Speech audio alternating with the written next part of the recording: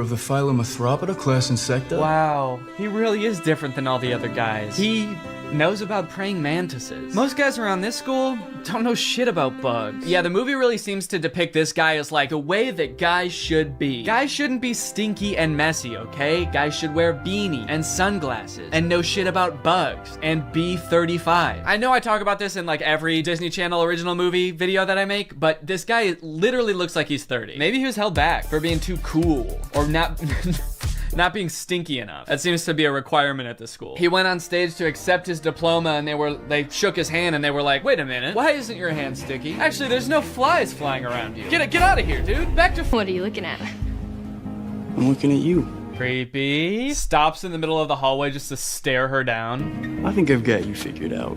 Oh, really? Yeah, I don't know, man. This just comes off as creepy to me. I guess this is supposed to be romantic, but it's not really romantic to me. Just scary. I can see inside you. Another one of the plot lines in this movie is that Zoe wants to join the dance team, but the girl who runs the dance team is like the popular mean girl. She doesn't want Zoe on the dance team because she's too good at dancing and it's gonna make her look bad or something. Anyway, by now you're probably wondering, when the frick does this app thing happen, right? When the frick does Zoe discover that the dog training app works on boys? Well, at first, it doesn't. Zoe's just trying to really cursed with dark magic, right? And the dog can even tell too, because you know what the dog does the second he realizes what's going on? He grabs her phone and runs off with it and tries to destroy it, presumably to break the curse. And then what happens next is honestly the most confusing part of the movie, okay? So the dog drops the phone in the bath. Her brother gets it out and tries to swing it around to get the water out of it. It flies out the window, swings around a satellite dish, slides down a solar panel, and lands in dog food. And from here on out, that app is now able to control boys. Any man or boy this app can control against their will. Sit. And at first, while watching this movie, I didn't even think it was that weird. I didn't even give it a second thought. I was just like, okay, yeah, so something magical happened and now it can control boys. That makes sense. But like, what? What happened to the phone? I don't understand how solar panels and satellite dish changes the app from dog-based to man-based. Like, you'd think at the very least something having to do with like men would happen to the phone. Like the phone lands in like a bucket of buffalo wings or like flies through a football field. I'm just curious to know if that fucked up other apps on the phone or if it's just the dog training app. Now, whenever a boy likes one of my tweets, he goes into a coma for 3 years. And don't even get me started on the weather app, because every time I check that, boys start falling from the sky. Anyway, let's just say now that she's got the ability to control boys, she has a little bit of fun. Boys are acting weird. Dude, he farted twice in midair in such rapid succession. They added in 2 fart sound effects. Kind of impressive. I'm trying to imagine how she's gonna use the app to get herself out of this one. Stop farting. Take it back. Take the fart back. Suck it back up into your ass. Oh, how am I doing this? But no, she just uses the app to utterly humiliate him in front of his friends. Go to nerdy gamer kids and tells them to like go do yoga instead of playing video games. Let's go do some yoga. And her brothers, dude, don't even get me started on what she does to her poor brothers. I'm taking the brothers' side, all right? They did nothing wrong. Her poor brothers were just living their lives until Zoe moved in and tries to fix them. Be clean. Holy moly, it's filthy in here. Her messy brother, she tells to be more clean, which turns him into this like hyper hygienic husk of his former self. I need a sponge and soap and paper towels and a power washer. For the rest of the movie, he's literally he's scrubbing everything frantically in a panic. Anytime there's a mess, he's like, I gotta clean it up. She tells the gross cooking boy to cook less gross stuff. Start making less gross food. So he's like cooking 5-star meals for the rest of the movie. And then the oldest brother, she tells him to be more focused. Boy is just like focused on inanimate objects for the rest of the movie. He's just like staring at a lamp or at the basketball net. She turns her own family into like mindless zombies. And she's like, this is better. This is nice. It's creepy, dude. It's eerie, this movie. In all honesty, dude, this show walked so that WandaVision could run. This is basically WandaVision. In fact, since they're both owned by Disney, I wouldn't be surprised if this was in the same universe. This is like a prequel to WandaVision. This is where she gets the idea. It's kind of funny how low the stakes are considering the power that she holds. She could like take over Wall Street. She could get rich. She could make anybody do what she wants. Any man. She could fix every war. Create world peace. In fact, I think her friend says that at one point in the movie. She's like, we could end every war with this. And Zoe's just like, yeah, we could, but I simply will not. I think it's more important that my brother stares at a lamp for the rest of his life. That's kind of the shit I'm on. Rules to this movie, the lore does not make sense. I guess that's just how Disney Channel movies go. In the end, everyone sort of learns that like, hey, girls have things that girls do that are weird to boys, and boys do things that are weird to girls. And that's just how we need to leave it. Which in some sense I would agree with, Not in this movie, though. The boys are disgusting in this movie. They need to change something about themselves. I think that there could be some middle ground between her mind controlling them and them just being utterly repulsive. Anyway, the moral of the story is like Zoe realizes that she is not God and should not have unilateral control over everyone's lives, and they all live happily ever after. Well, guys, we may never be able to control boys using our smartphones, but you know what we can control? Our money. Thanks to today's sponsor, Current. Do a flip. Do a backflip. Sit.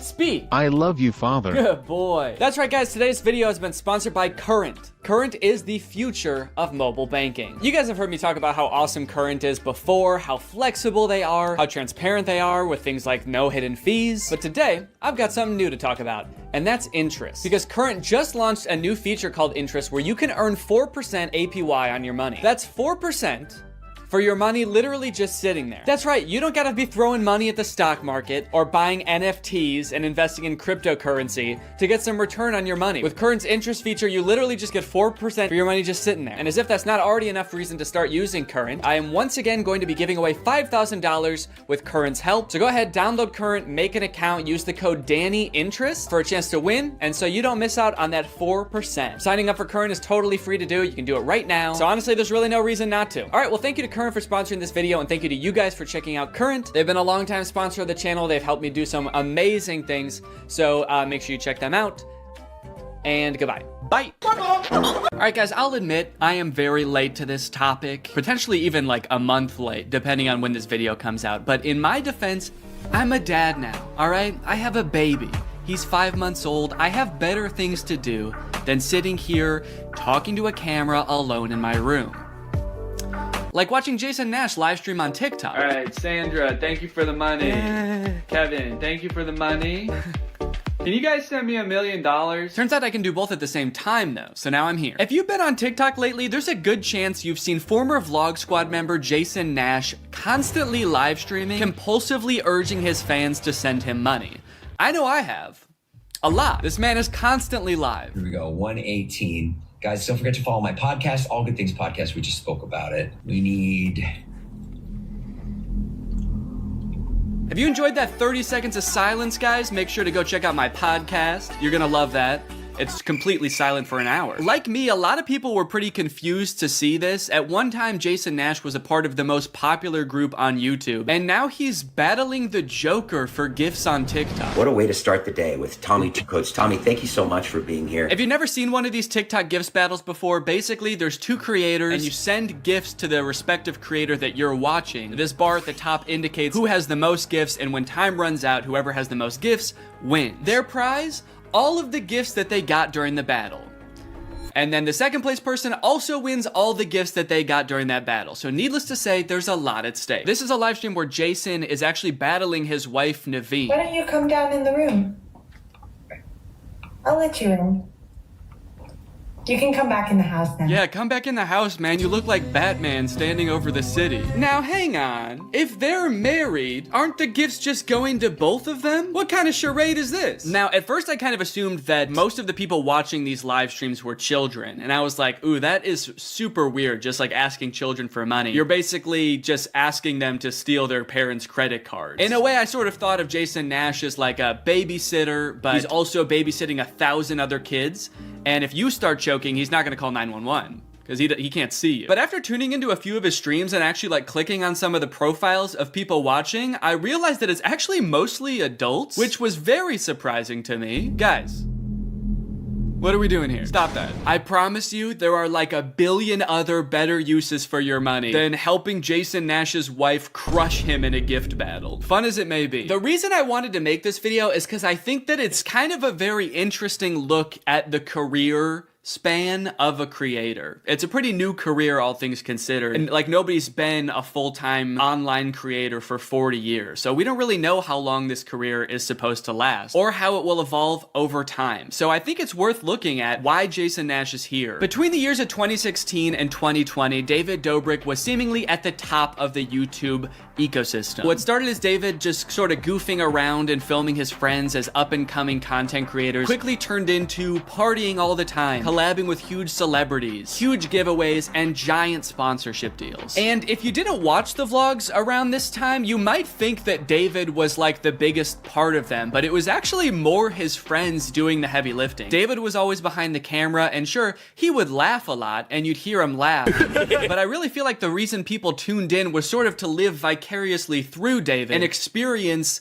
the goofiness that was all of his friends. So while all of the vlogs were on David's channel and David was inevitably the most popular member of the vlog squad, I really feel like he owes most of his success to his friend group. But it was a fun time. I watched a lot of the vlogs back in the day and I really enjoyed them. It felt like you were a part of this friend group. And in a lot of ways, you were like the members of the vlog squad, because like the members of the vlog squad, you also were not getting paid for your appearances in the videos, which is something that I always found kind of weird. David's friends never got any sort of payment. Their only payment was in exposure. And so what kind of ended up happening was, because everybody else around David wanted to launch their careers off of David's vlogs, they all started vlogging too. But because they would always be hanging out together, all of their vlogs seemed to be just like the same situation from a bunch of different angles, and everybody was holding vlog cameras. It got pretty out of hand for a while there. Eventually though, during the pandemic, a bunch of stuff happened that caused David to take a step back from vlogging. Mainly a bunch of scary accusations about one of his best friends, Dom, and also him almost killing one of his other best friends, Jeff Wittick, by slamming him into the side of an excavator. After losing a bunch of followers and probably more importantly a bunch of sponsors, David posted an apology saying he was gonna do better. He said he was gonna take steps to make sure his vlogs were a safer environment for the people in them. And I want to be able to have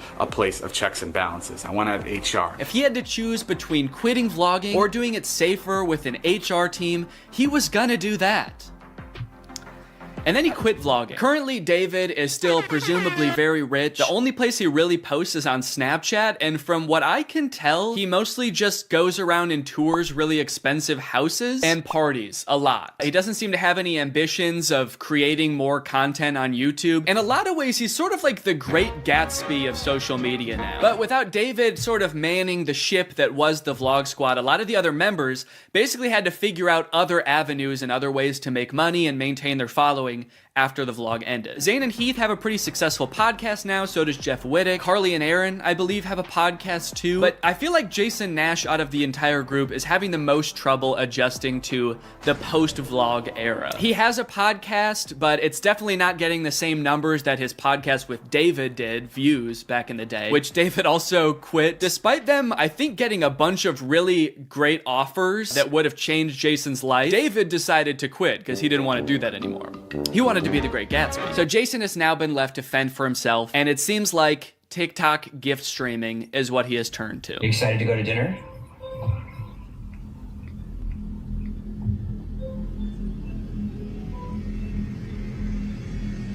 Man, this is content, baby. This is crazy. I didn't know all you had to do is just sit there and stare at your camera and people will just send you money. Why did I write this whole video? So a lot of the response has obviously been kind of cringing at this feeling that what he's doing now is very shady. And I mean, he's not really harming anybody, I guess. It does seem like it's mostly adults sending him money. Obviously, there's always going to be kids online stealing their parents' credit cards, so that's not great. I do get kind of a shady vibe from it just because there literally is no content for you to consume except to send him money. Like, the whole point of this stream is to see how much money Jason can make without having to do anything. That's like the point of the stream. Melanie, thank you.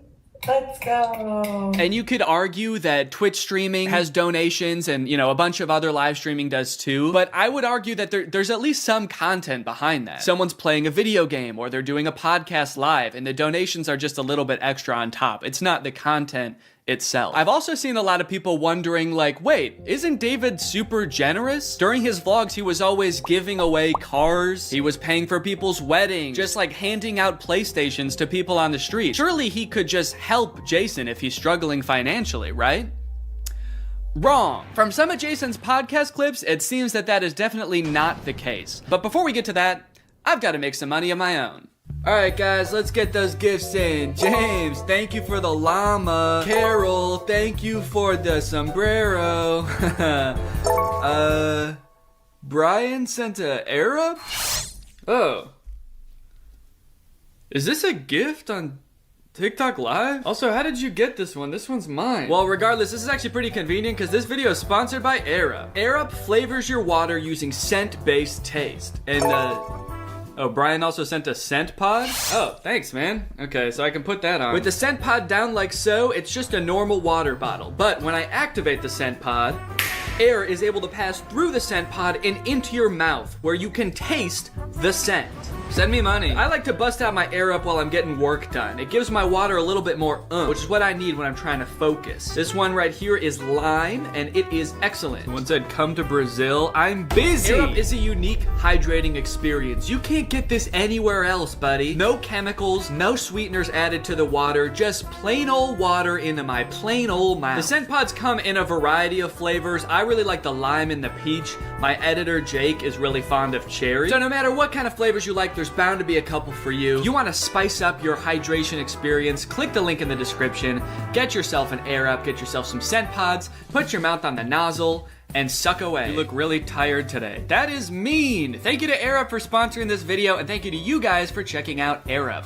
Now back to the video. About a month ago, when Jason was in the thick of his live streaming every day, he posted this podcast where he and a bunch of David's mutual friends talk about how different life is now that David's not vlogging anymore. But the thing is, like, David's in this, like, moment in his life. Yeah, where he can do anything. Where he just parties. Oh no, Jason. The look on your face, man. Jason's like, don't look bitter, don't look bitter, don't look bitter.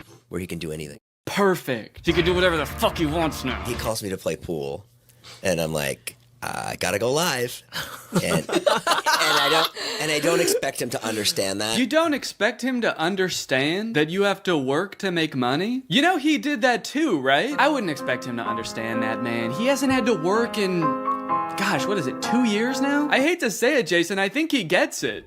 I just don't think he cares. Like, I'll say things like, I'm losing my house, and he'll be like, oh, but just come play pool.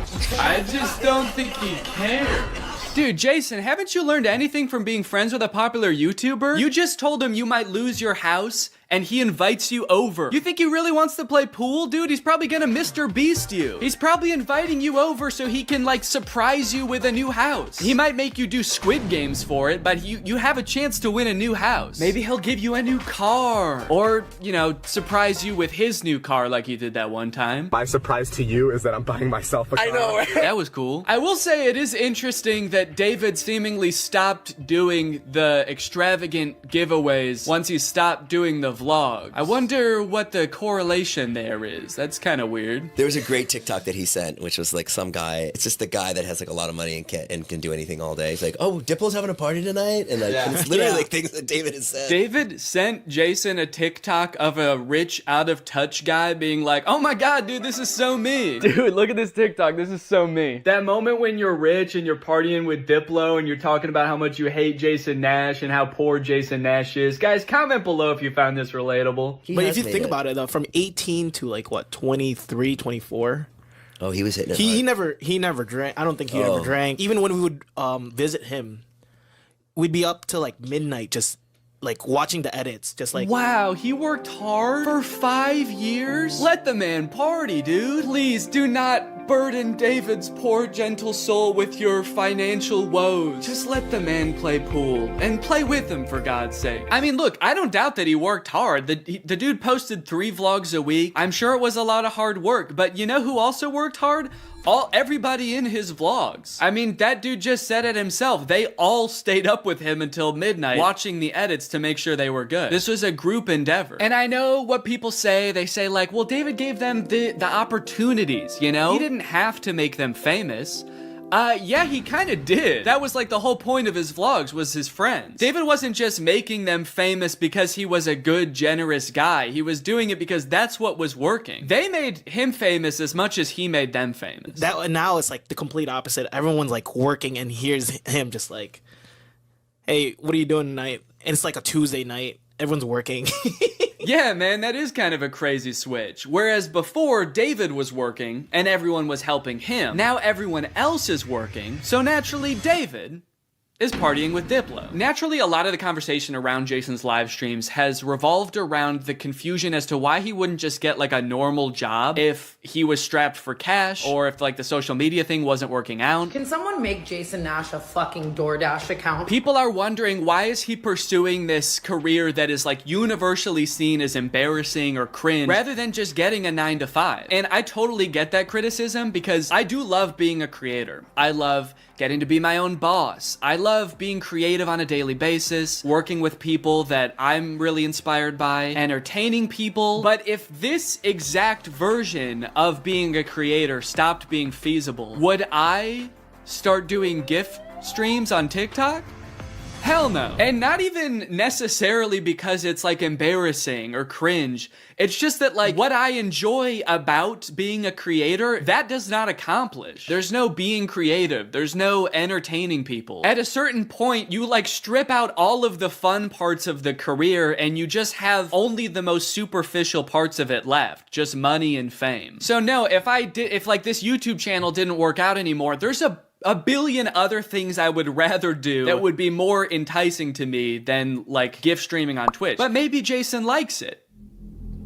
He doesn't look like he does, but maybe he does. On the other hand, I could say that Jason is also older. He's lived a lot more life, he's had a lot more experience, and his career in the entertainment industry has gone through a lot more ups and downs than mine has. From what I can tell, Jason has been a stand-up comedian, he's been in TV shows, he's been a podcaster, a Viner, and a Vlog Squad member, and now a TikTok live gift battler. Between all of those seasons of his life, I'm sure there was downtime where he could have thought, oh, maybe this isn't for me, I'm gonna get up and go get a normal job. And then, lo and behold, the next opportunity comes along. So in some sense, I do understand if Jason's mentality is like, maybe I'm just gonna do this for a little while until I get my next thing off the ground. And I know that when I started Vine, people said the same thing to me. They're like, what are you doing? Why are you doing Vine?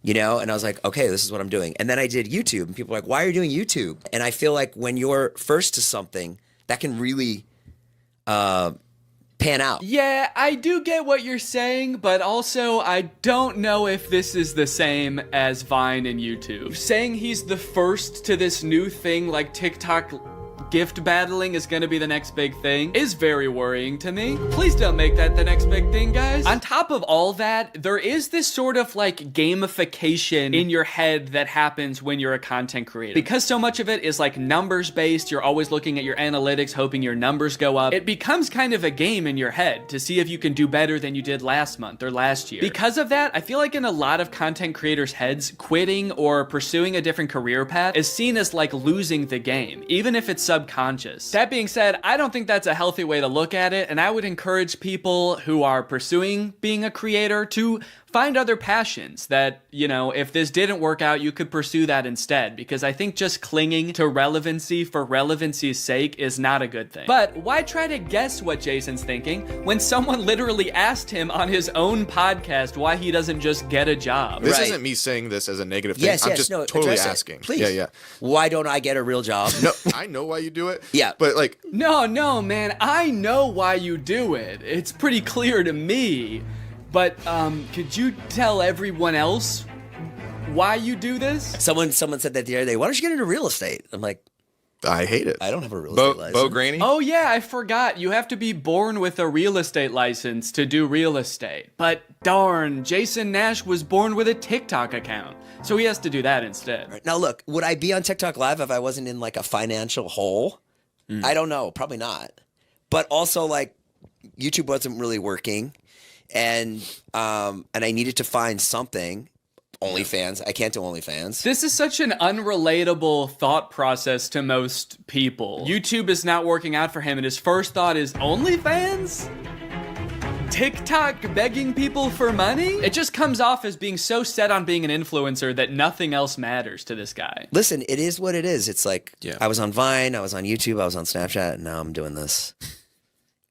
Don't say it like that. Now I'm doing this. I mean, I do like it. No, man, I don't think you do. Not after that. We all saw that. So anyway, it is what it is, and I have to do it because I love it, and it's my favorite thing. Phew, that was close. Hey, we can hear you. What? You said that was close out loud. Oh no! Do you ever think about going To DoorDash? Or to like I just never thought it's entertainment or nothing. I don't care what it is. Like what would you suggest I do? No,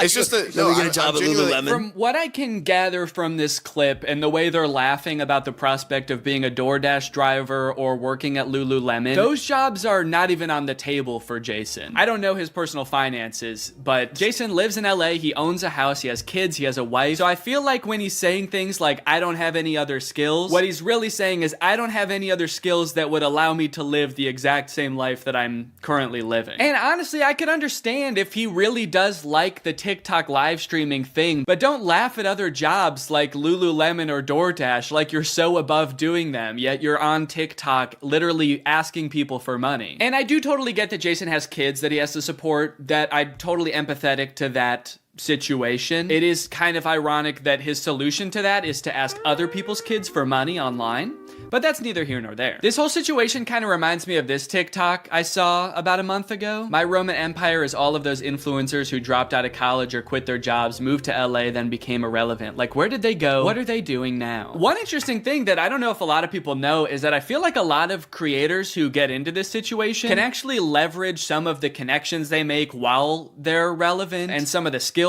that they've learned to get jobs at like marketing agencies, talent agencies, social media companies, or working for other creators behind the scenes. There's actually a lot of opportunities out there, which I would know because my first job out of college was working for a YouTube MCN. While I was still on Vine, I graduated college and I was worried that that wasn't going to be a stable career, so I actually got a job working at an MCN. And then I also worked at the YouTube channel Corridor for a while before my YouTube channel took off. So just throwing that out there, there are other career opportunities where you get to be involved in the creator space, even writing or acting, stuff like that. But it doesn't have to be your operation. You can just get a stable job. All right, it's time to talk about David again. While everyone was making fun of Jason for doing the TikTok live streaming thing, David paid him a visit on Snapchat. Dude, you're kind of becoming a legend on TikTok now. I know.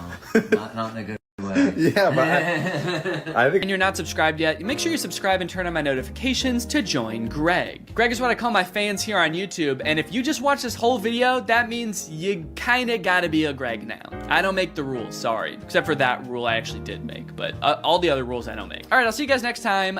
Bye-bye. The story of a Willy Wonka experience gone wrong in Glasgow, Scotland has taken the internet by storm, and I love it. I don't think I've ever in all my life seen such an impressive and inspiring dumpster fire of an event. It is just, mwah. It is just perfect. This event, which was supposed to give kids the chance to experience Willy Wonka's chocolate factory, was so bad, it prompted parents to call the police to get justice for the horrors they had witnessed. Police were called to an immersive Willy Wonka experience after families showed up to an empty warehouse. The event reportedly charged $40 per entry, that's per person by the way, advertised with AI art and said it would be a journey filled with wondrous creations and enchanting surprises at every turn. And oh, what enchanting surprises they found. Kids were all dressed up and crying, waiting for what they thought was going to be a magical experience. Yeah, that's the surprise. No magic here, just sadness. The surprise was them crying. If they called the police, that's how you know it was bad. Because they didn't even do that in the actual Charlie and the Chocolate Factory, and kids were dying in that movie. And honestly, it does look like it was terrifying. Take a look at some of the images of the abandoned warehouse that parents had to spend $40 to gain access to. Okay, here we have some sort of chocolate fountain with murky brown water floating in it. We have one bouncy castle that can fit like 3 kids. Giant empty space filled with table and chairs. You're probably thinking there must be something pretty good to eat here with all these table and chairs. Probably some pretty tasty chocolate, right? No, there was no chocolate at this event. These photos look like a crime scene, dude. These look like Willy Wonka had to flee the country after the FDA found fentanyl in his chocolate. So he has to post up in an abandoned factory to keep the business going while the feds are after him. You got this lovely scene. I think that the size of the warehouse really screwed them over, honestly. If it was a smaller room, it wouldn't look so empty. There would still be nothing to do there, but it wouldn't look so sad. In a way, seeing this photography light in front of this like $2 Candyland backdrop makes me feel kind of sad for the people who put on this event. Like, oh, you really thought people were gonna want to take pictures in front of this shit. Of course not. No. If 2 parents brought 2 kids to this event, It would cost $160, and you're getting this. I think I get why they called the police, honestly, dude. If I was promised some kind of fun Willy Wonka experience for the kids and then showed up to this foggy warehouse, I would think I was about to be murdered in some kind of Willy Wonka-themed Saw movie. And if that's not enough, wait until you see the nightmarish characters they had running around this place. So this is one of the most famous pictures to come out of the whole ordeal. This is an Oompa Loompa, obviously. A lot of people are focusing on the facial expression she's making in this picture. She looks exasperated. And honestly, I don't blame her. This has to be like the worst acting gig she's ever had. As far as I know, this actor wasn't putting on the event. She was just hired to be there. She's probably dealing with crying children, pissed off parents. Also, I'm pretty sure canonically the Oompa Loompas are enslaved by Willy Wonka, so the facial expression makes sense in that context too. What I'm actually more concerned with is everything else going on in this photo. Why is there so much smoke? I'm not super familiar with the process of making chocolate, but I'm 100% sure there should not be that much smoke happening. No wonder she's making that face, dude. She's high as hell. And I love all the mismatched chemistry gear she's got strewn about the table. Beakers, vials, this mysterious elixir locked up in a little glass box. A quill? Oompa Loompas take notes like wizards from the 1300s? I didn't know that. All right, now the other two characters that were at this thing, I gotta introduce you to at the same time because they're both in the same video clip. So let me introduce you to Willy Wonka and the Unknown. What is that? It's the unknown. Man, what the hell? Dude, fuck everything else. I would call the police based off of that. Who is that demon? Surprising twists and turns was right in the advertisement. I would not expect to take my kids to a Willy Wonka experience and have them be accosted by a shadow figure. I can tell you that right now. It's terrifying that Willy Wonka says, "What is that?" when he sees it. What is that? Like, dude, this is your chocolate factory. You don't even know what that is? We are so fucked. Here's a different clip of some other kids experiencing the unknown.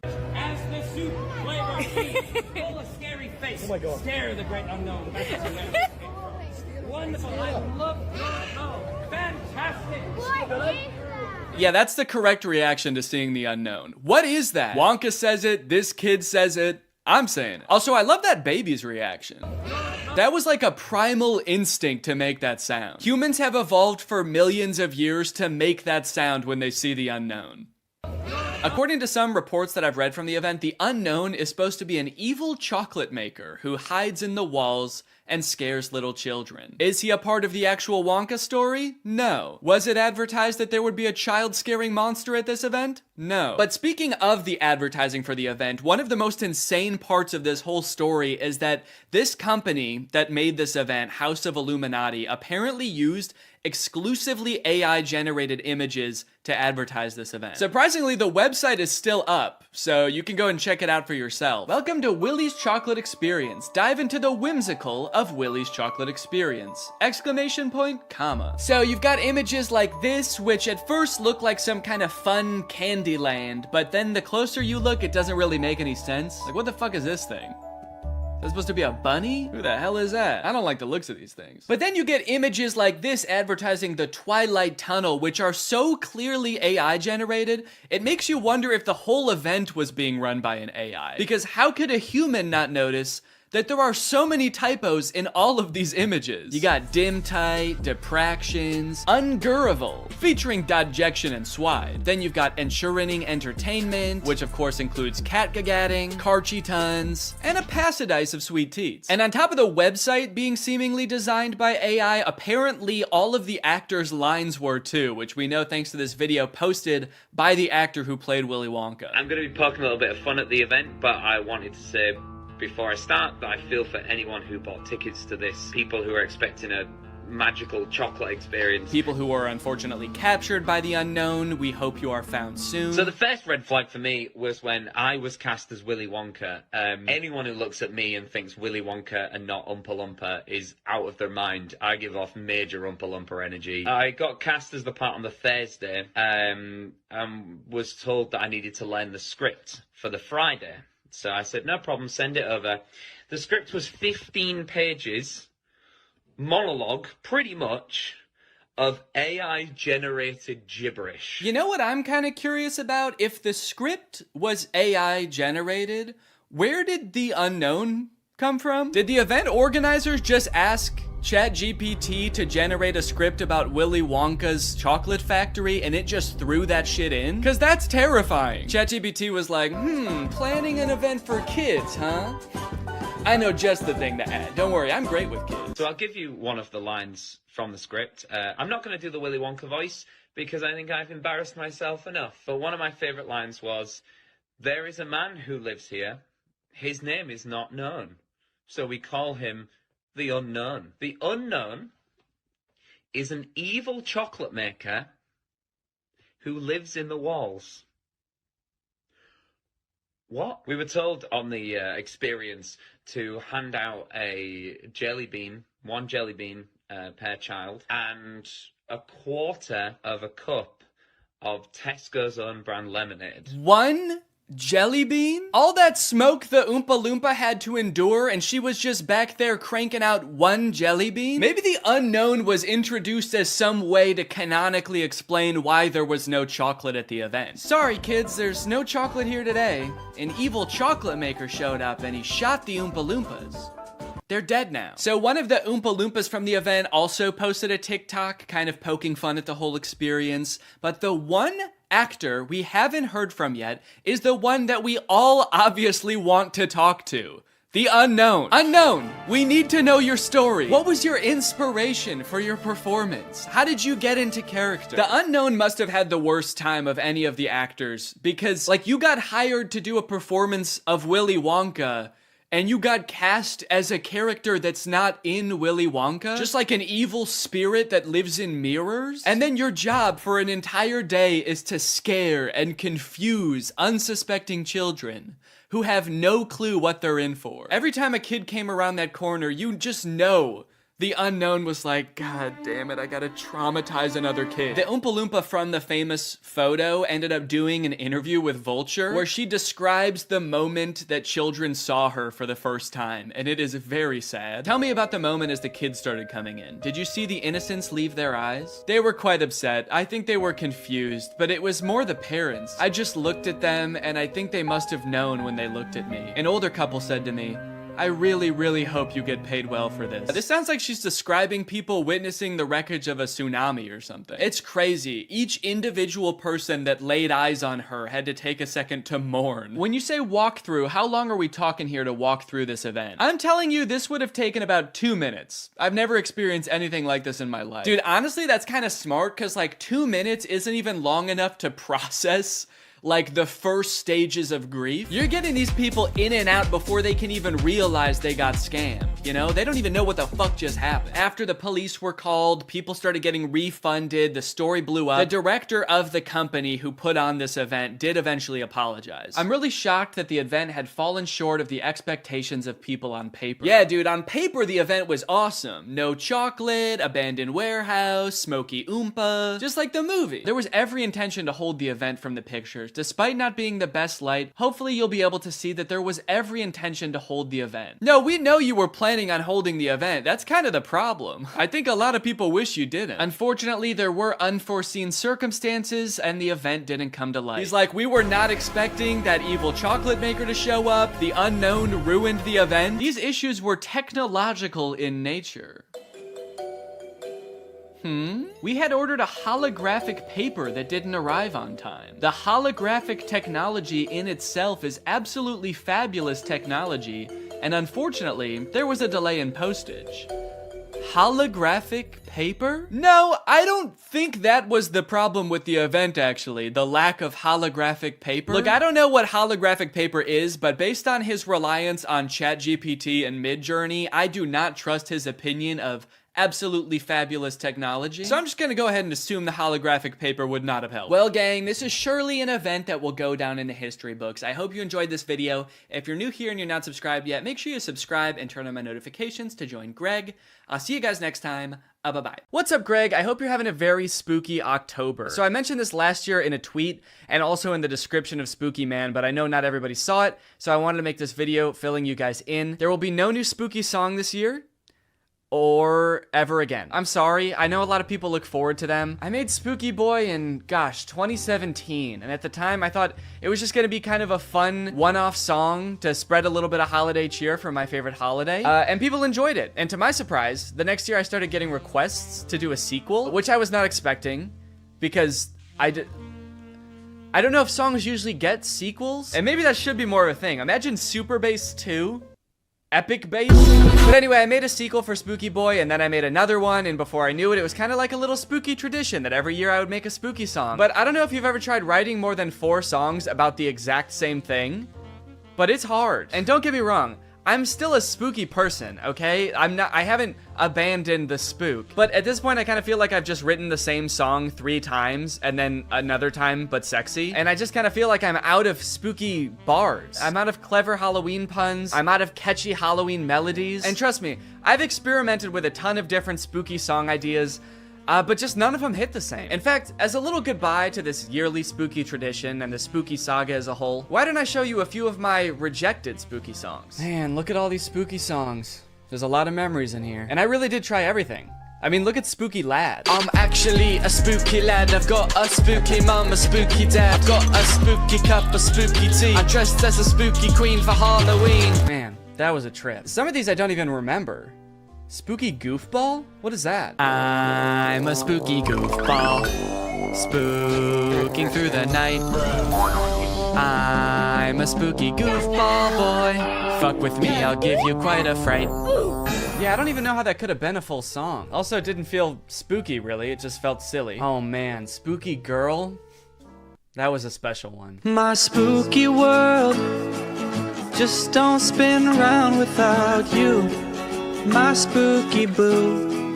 And every Halloween I don't go looking for tricks and treats. Oh no, this Halloween I just need my spooky girl. I guess that one doesn't really fit because that's talking about someone else. It's not even talking about me. I'm not the spooky girl. Now Spooky DJ on the other hand, that shit slapped. It's a spooky party, yeah. And I'm a spooky DJ. I play the spookiest tracks. It's a spooky party, a spooky party. Nobody's having fun cause my songs are too spooky. Everybody's terrified. So thank you guys for enjoying the spooky songs. I did really enjoy making them, and you know what? Even though I'm not making any more, you can still listen to the whole spooky saga. Those songs aren't going anywhere. And you know what? They're probably way better than any spooky song I could possibly make now because I'm all out of ideas. So go ahead and throw them into a playlist, listen to them all October long, and even after that too, because a real spooky boy is spooky all year round. And yeah, happy Halloween!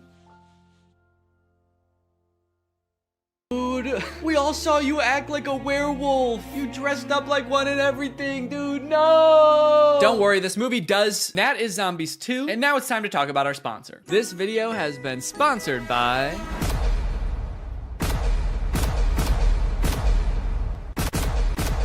Guys, it's the season of giving, gathering, and with HelloFresh, it can be the season of saving. You can actually save money this holiday season with fresh, delicious recipes delivered straight to your door. It's cheaper than takeout, it's easier than grocery shopping, and the meals turn out so good. I like HelloFresh because I'm not really much of a chef.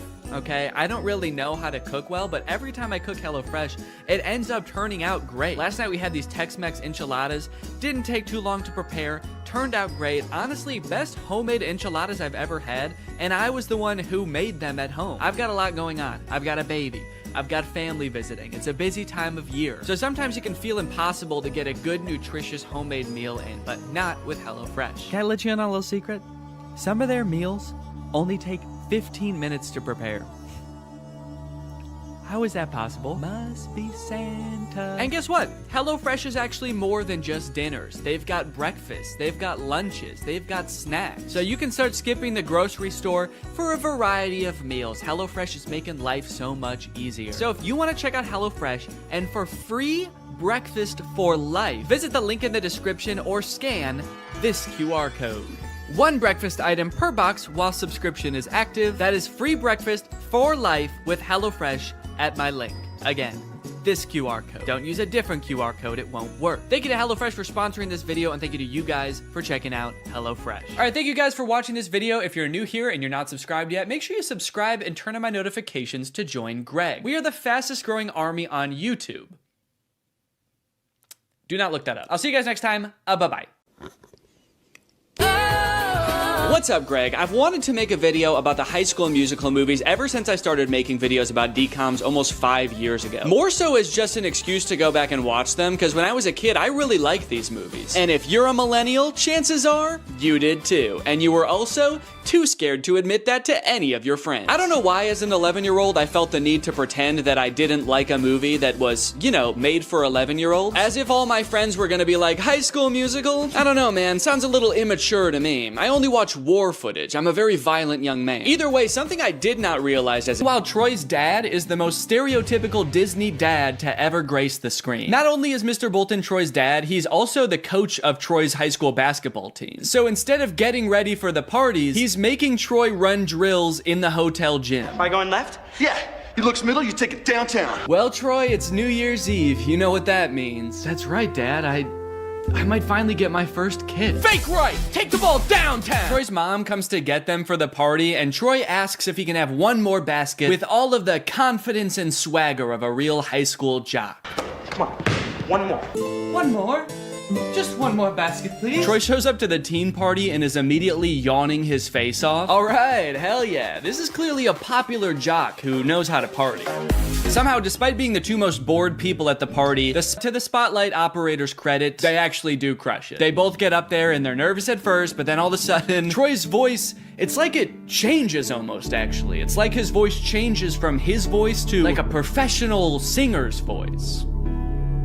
Because that is what happens, actually.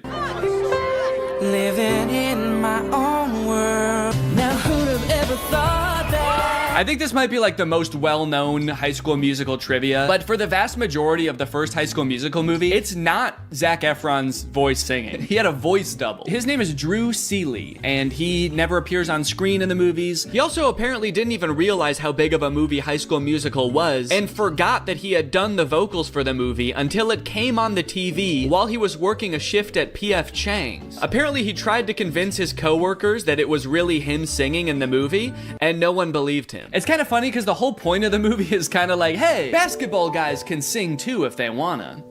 But not this basketball guy, actually. You don't want to hear this basketball guy's voice. So they crush the song, and then, actually, I don't remember this scene. Yeah, I don't know what happens here at all. Looks like the teacher is about to maybe give some kind of speech about today's sponsor? This video is sponsored by the Pokemon Company International. And they've sponsored this video because they want me to share some very exciting news with you. A Pokemon Day celebration is taking place in Pokemon Trading Card Game Pocket right now. There's a new themed booster pack, Triumphant Light. And players can receive 3 booster packs for free just by logging in. And these booster packs, mind you, are guaranteed to contain at least 1 card of 4 diamond rarity or higher. By completing special missions, you can also obtain a unique display board, as well as Space-Time Smackdown packs, 500 trade tokens, 12-pack hourglasses, 24 Wonder Hourglasses, 24 Trade Hourglasses. Not to mention, at the end of March, ranked matches are coming to the game. So get your favorite decks ready and get ready to battle, baby. Pokemon Trading Card Game Pocket is a free-to-start game, available right now for download on iOS or Android. So go to this link or click the link in the description to join now. Log in, have some fun, and enjoy the Pokemon Day celebration. And now back to Troy. But unbeknownst to him,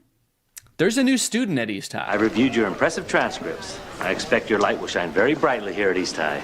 I don't want to be the school's freaky genius girl again. Freaky genius girl? What did you do at your last school? Troy notices that Gabriella is sitting in the back of their drama class, and not to be nitpicky, but this drama class scene lasts for 2 minutes, but the class happens in real time from start to finish in that 2 minutes. The bell rings. They sit down, the whole class gets detention, and then the bell rings again and they leave. How long is a school day at East High? Is it like 15 minutes? Troy shows Gabriella around, they catch up a little bit, and it is revealed that, on the other hand, I guess it would also be weird if they didn't sing when everyone else was. At the end, when they're all singing, we're all in this together, Corbin Blue's just standing around like, this is lame. There's 2 parts in the song though where Troy like stops rapping to sing from the heart about how he wants to do the musical. She makes this feel so right. Should I go for it? What do you mean she makes this feel so right? And should I go for it? Gabriella doesn't want to do the musical. It was your idea, and she said no. Don't drag her into this. This girl's making me crazy. No, you're crazy. You already were, and then you met a girl. That's what happened. Also, Zac Efron is 5'8", and presumably so is everybody else on this basketball team, because they're all like the same height. So how good exactly are they at basketball? Okay, now you got Sharpay, who's played by Ashley Tisdale. She's like the head of the theater department at school. She's the theater kid. And her brother Ryan is the theater kid in boy form. They are getting a little bit worried that Troy and Gabriella might audition for the musical. Again, Gabriella has showed zero interest in doing the musical. So they decide to do a little bit of research on Gabriella. But also, what is the third result there? Gabriella, San Diego Zoo's newest...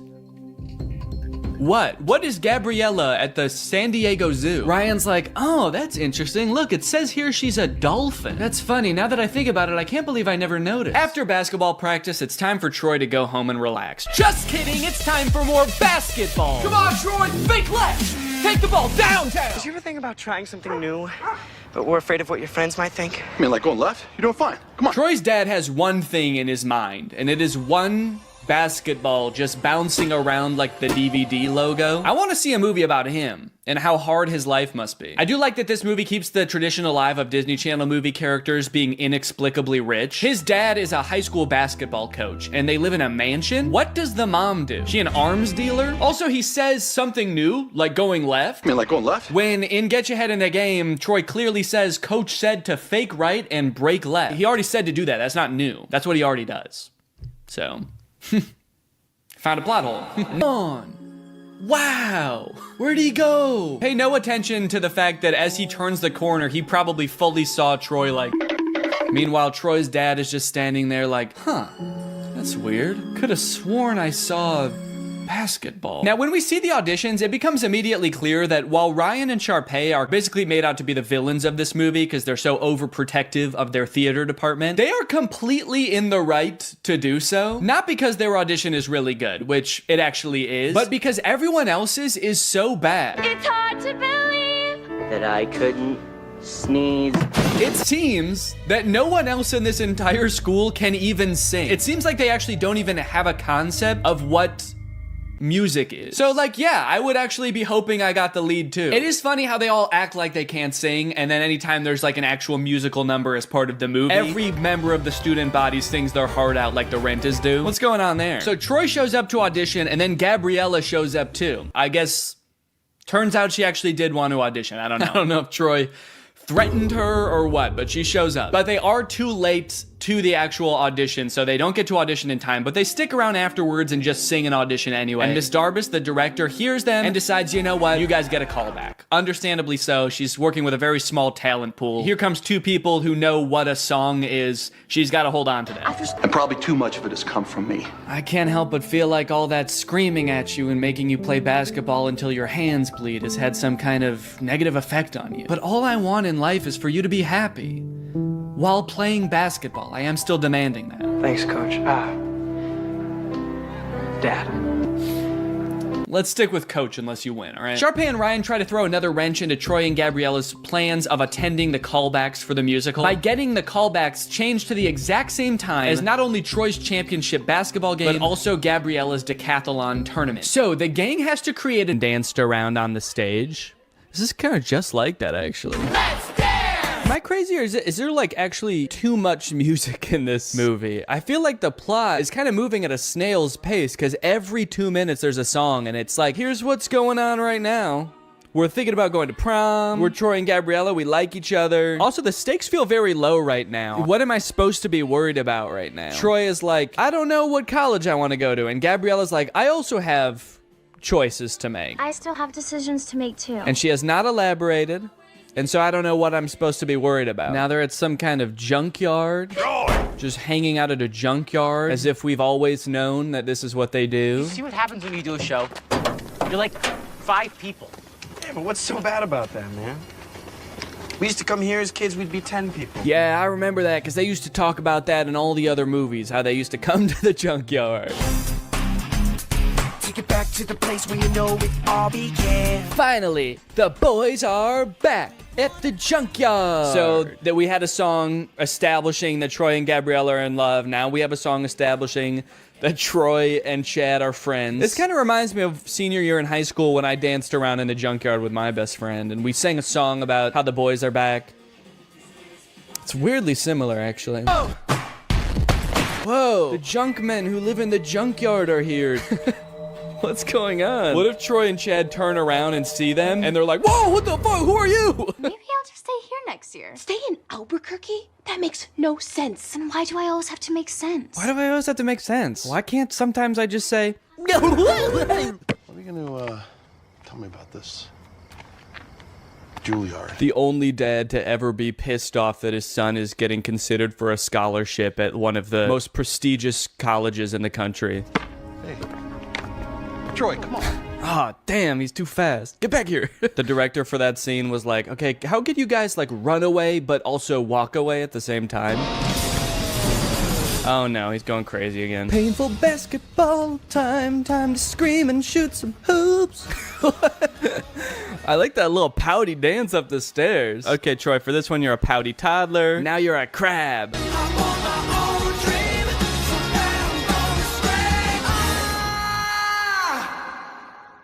Man, he wasn't kidding. He was really gonna scream. Well, now that he did it, I hope he can figure out what he's gonna do. Now that I got that out of my system, I'm for sure going back to U of A. I don't care about singing. Miss D, I know I'm not supposed to be here. Aren't you?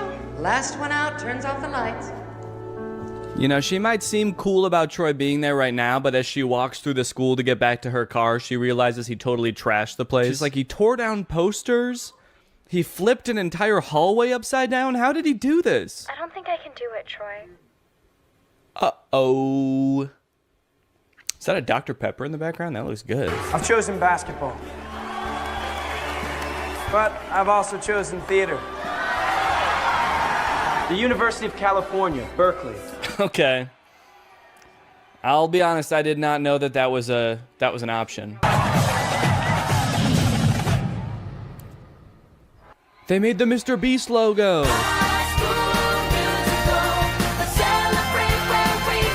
I like that they're performing for the camera and not for the audience who's here to see them graduate. They're just like facing away from the bleachers. All their parents are like, damn, I wish I could see their faces. I don't even know which one's my kid. Now they're all just gonna smile at the camera for the rest of their lives. They say, we're not going to college, baby.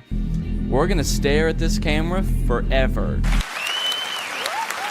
And that's it. That's High School Musical, baby. As far as endings go, I think they did a decent job with a nearly impossible task. It's a Disney Channel movie, so it's not like they can just like make everybody break up and go their separate ways at the end of the movie. That would be too sad, obviously. But they also can't make everybody just go to the same college and do the same thing, because that would be unrealistic. So it leaves the door open. My only issue is that in doing that, they kind of don't really provide any closure. Feels like they kind of just pushed Troy's decision of what he wants to do with his life further down the road. But if you are looking for some closure for Troy, I might have something that helps. I mentioned earlier that the character of Troy was inspired by one of the writer's real high school teammates. But when I read that for the first time on Wikipedia, I was surprised to find that that teammate has his own Wikipedia article. And that's because that classmate, Lynn Swan, went on to be a professional football player, playing for the Pittsburgh Steelers and winning the Super Bowl 4 times. This man is the real-life Troy Bolton, and that might be the least interesting thing about him. In fact, he might not even know. It really helped you in your game. All the things that ballet taught you, you applied that to the football field. Touchdown, Pittsburgh! Did you catch any flack from your teammates about taking ballet? I mean... Oh, always. It's a gift from the guys. But I'll always remember a Hall of Famer who rose to the occasion each time. A plie-making playmaker. But you're a playmaker. Did you ever think maybe I could be both? Who could defy gravity.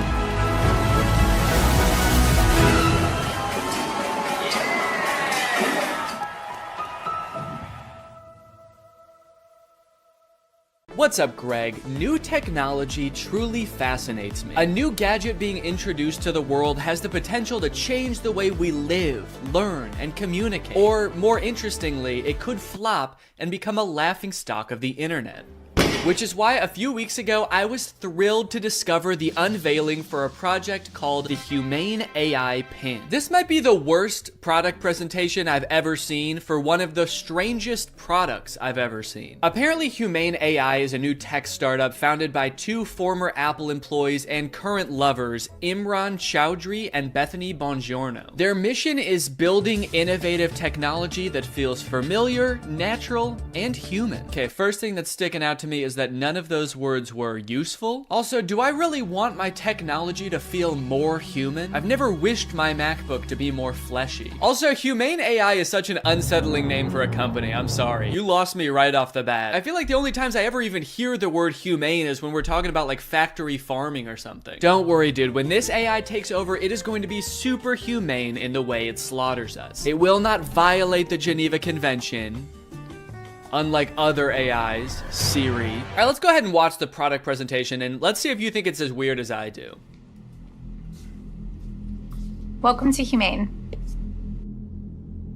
Thank you. This is the Humane AI Pin. Cool. It's a standalone device and software platform. So the intro does have a very threatening aura about it, doesn't it? The sterile white room. They're both so serious and they're unboxing a mysterious device. I feel like I'm about to be tortured for information. Oh.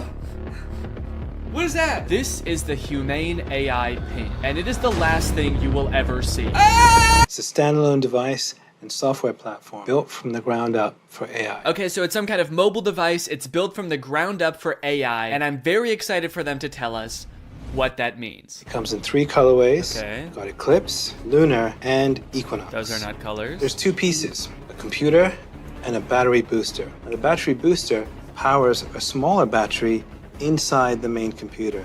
Okay, great. What does it do? And this is how we achieve our all-day battery life. Oh, great. It's got all-day battery life. That way you can spend all day.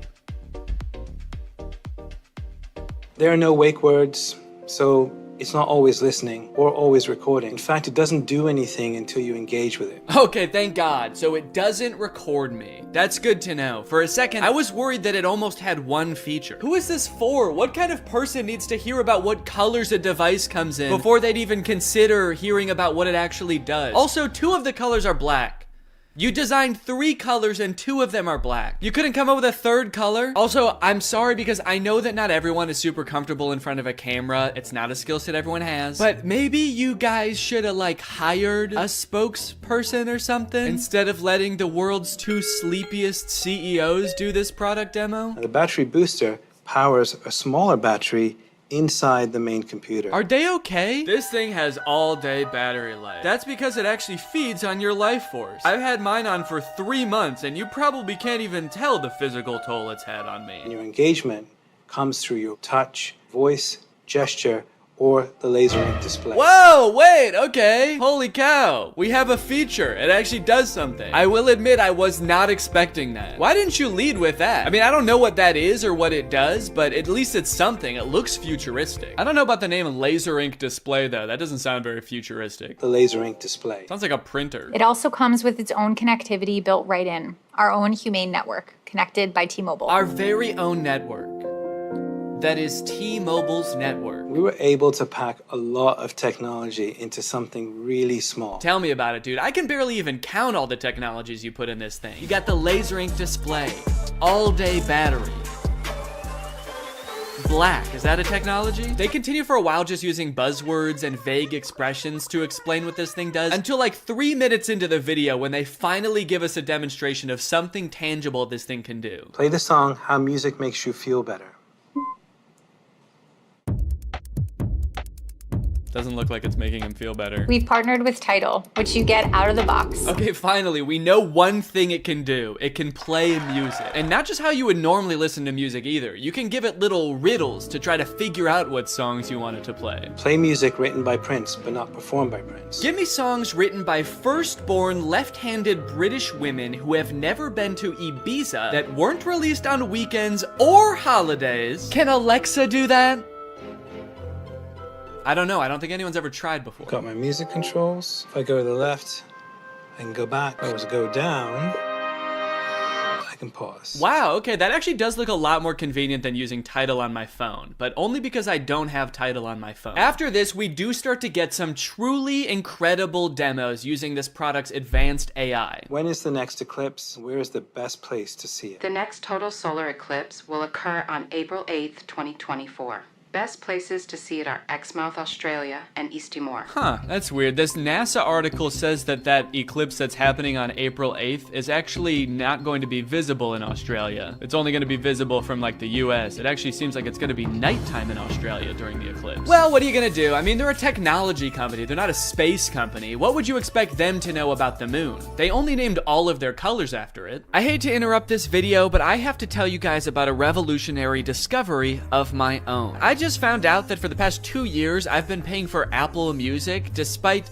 not having any recollection of ever signing up. I don't use Apple Music, but nevertheless, I've paid them like $200 without ever even having used their service. I think this is a pretty relatable issue in this age of subscription services. And something like this could be happening to you too, but luckily, today's sponsor, Rocket Money, is here to help. Rocket Money is the personal finance app that helps you cancel subscriptions, lower bills, and manage your money better. Rocket Money is super helpful with things like my recurring Apple Music charge, because not only does it help you identify recurring charges, it also helps you cancel them. You can actually cancel subscriptions right within Rocket Money's app with just a couple of taps. You don't got to worry about navigating the service's own website. You don't got to worry about pesky customer service calls. Here's why I think this is going to work for you, because Rocket Money has saved its customers an average of $720 a year, with over $500 million in canceled subscriptions. So to save more and spend less, join the over 5 million members using Rocket Money today. Go to rocketmoney.com/Danny or click the link in the description to get started today for free. And you can also unlock even more features with premium. That's rocketmoney.com/Danny to get started for free.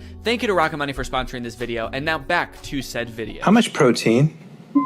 These almonds have 15 grams of protein. Great. Those almonds for sure do not have 15 grams of protein. An entire cup of almonds has 20 grams of protein. This dude was holding like 9 almonds. Did I think he was asking about his whole hand? Because that actually might be accurate. I'm gonna eat it. Enjoy it. Guys, I hate to say it, but I don't think your thing works. You only asked it to do a couple things and it got 2 of them wrong. He does do a demo where he sends a text later in the video and that seems to work. Tell Andrew I'll be there later tonight. But to be fair, we never see the person receive the text. I got a weird text from Imran that just says, learned how to go potty big boy style. Interestingly, after people started to realize that all of the information in this demo was wrong, they actually re-uploaded the video pretending that the pin gave the correct answer the entire time. How much protein? A half a cup of almonds has 15 grams of protein. Don't believe it. That's humane propaganda. The AI pin allows you to shop in the real world. How much is this online? This is $28 online. Great. Buy it. That one is super confusing. It doesn't give you any information on where it's getting that price, where you're buying it from, when it will arrive. I feel like you need to give it at least some specifics, otherwise it's definitely gonna mess up your order. Go ahead and buy this book. Sending to Sudan. No, send it here. You didn't specify. Sending to Sudan. Shit. Now, if you're wondering how you can get one of these things, the prices range from $700 to $800 for the more expensive colors. And they're estimated to ship in March of 2024. Now, you might be thinking the price of $700 is a little bit high for this thing, but think about it this way. What other product on the market can so accurately tell you how many grams of protein aren't in 9 almonds? Okay, they've also got this little short film about the human experience using their AI pin. Isn't life about what we experience? What we smell? Can I eat this? Yes, dragon fruits are low in sugar. What is this thing, my mom? Can I drink this? Not before you finish your vegetables. And say please next time. What did you just call me? I am your pin, young man. Dude, I want to buy this thing just for that feature. I want to hold every object, creature, and human in front of this thing and ask if I can eat it. Do you need something from me? Can I eat that? Analyzing. Oh, no, you can't eat me. I'm a person, so. High fat content detected. Rude. 1 gram of protein detected. That can't be right. Tiny balls detected. All right, what the hell? Enjoy it. Yes, yummy. Wait, stop. No, you cannot eat me. I'm a human. All right, man, who do you think I'm gonna trust? You or my $700 pin? Last time I checked, this pin doesn't have tiny balls. This thing tells me what to eat, when to eat. It even suggested this very fashionable outfit I'm wearing today. Is that why you're not wearing pants? They're in Sudan. What we hear. Hey, what should I get here? What is this interaction? Who are those people? Does he know them? Man, if he's in a different country where he doesn't speak the language, I would not trust that pin. Based on everything we've seen so far, who knows what it's saying to these people? What we see. Capture this. Dude, parents are gonna love that feature. Me walking around a park with my AI pin. Capture this, baby. Capture.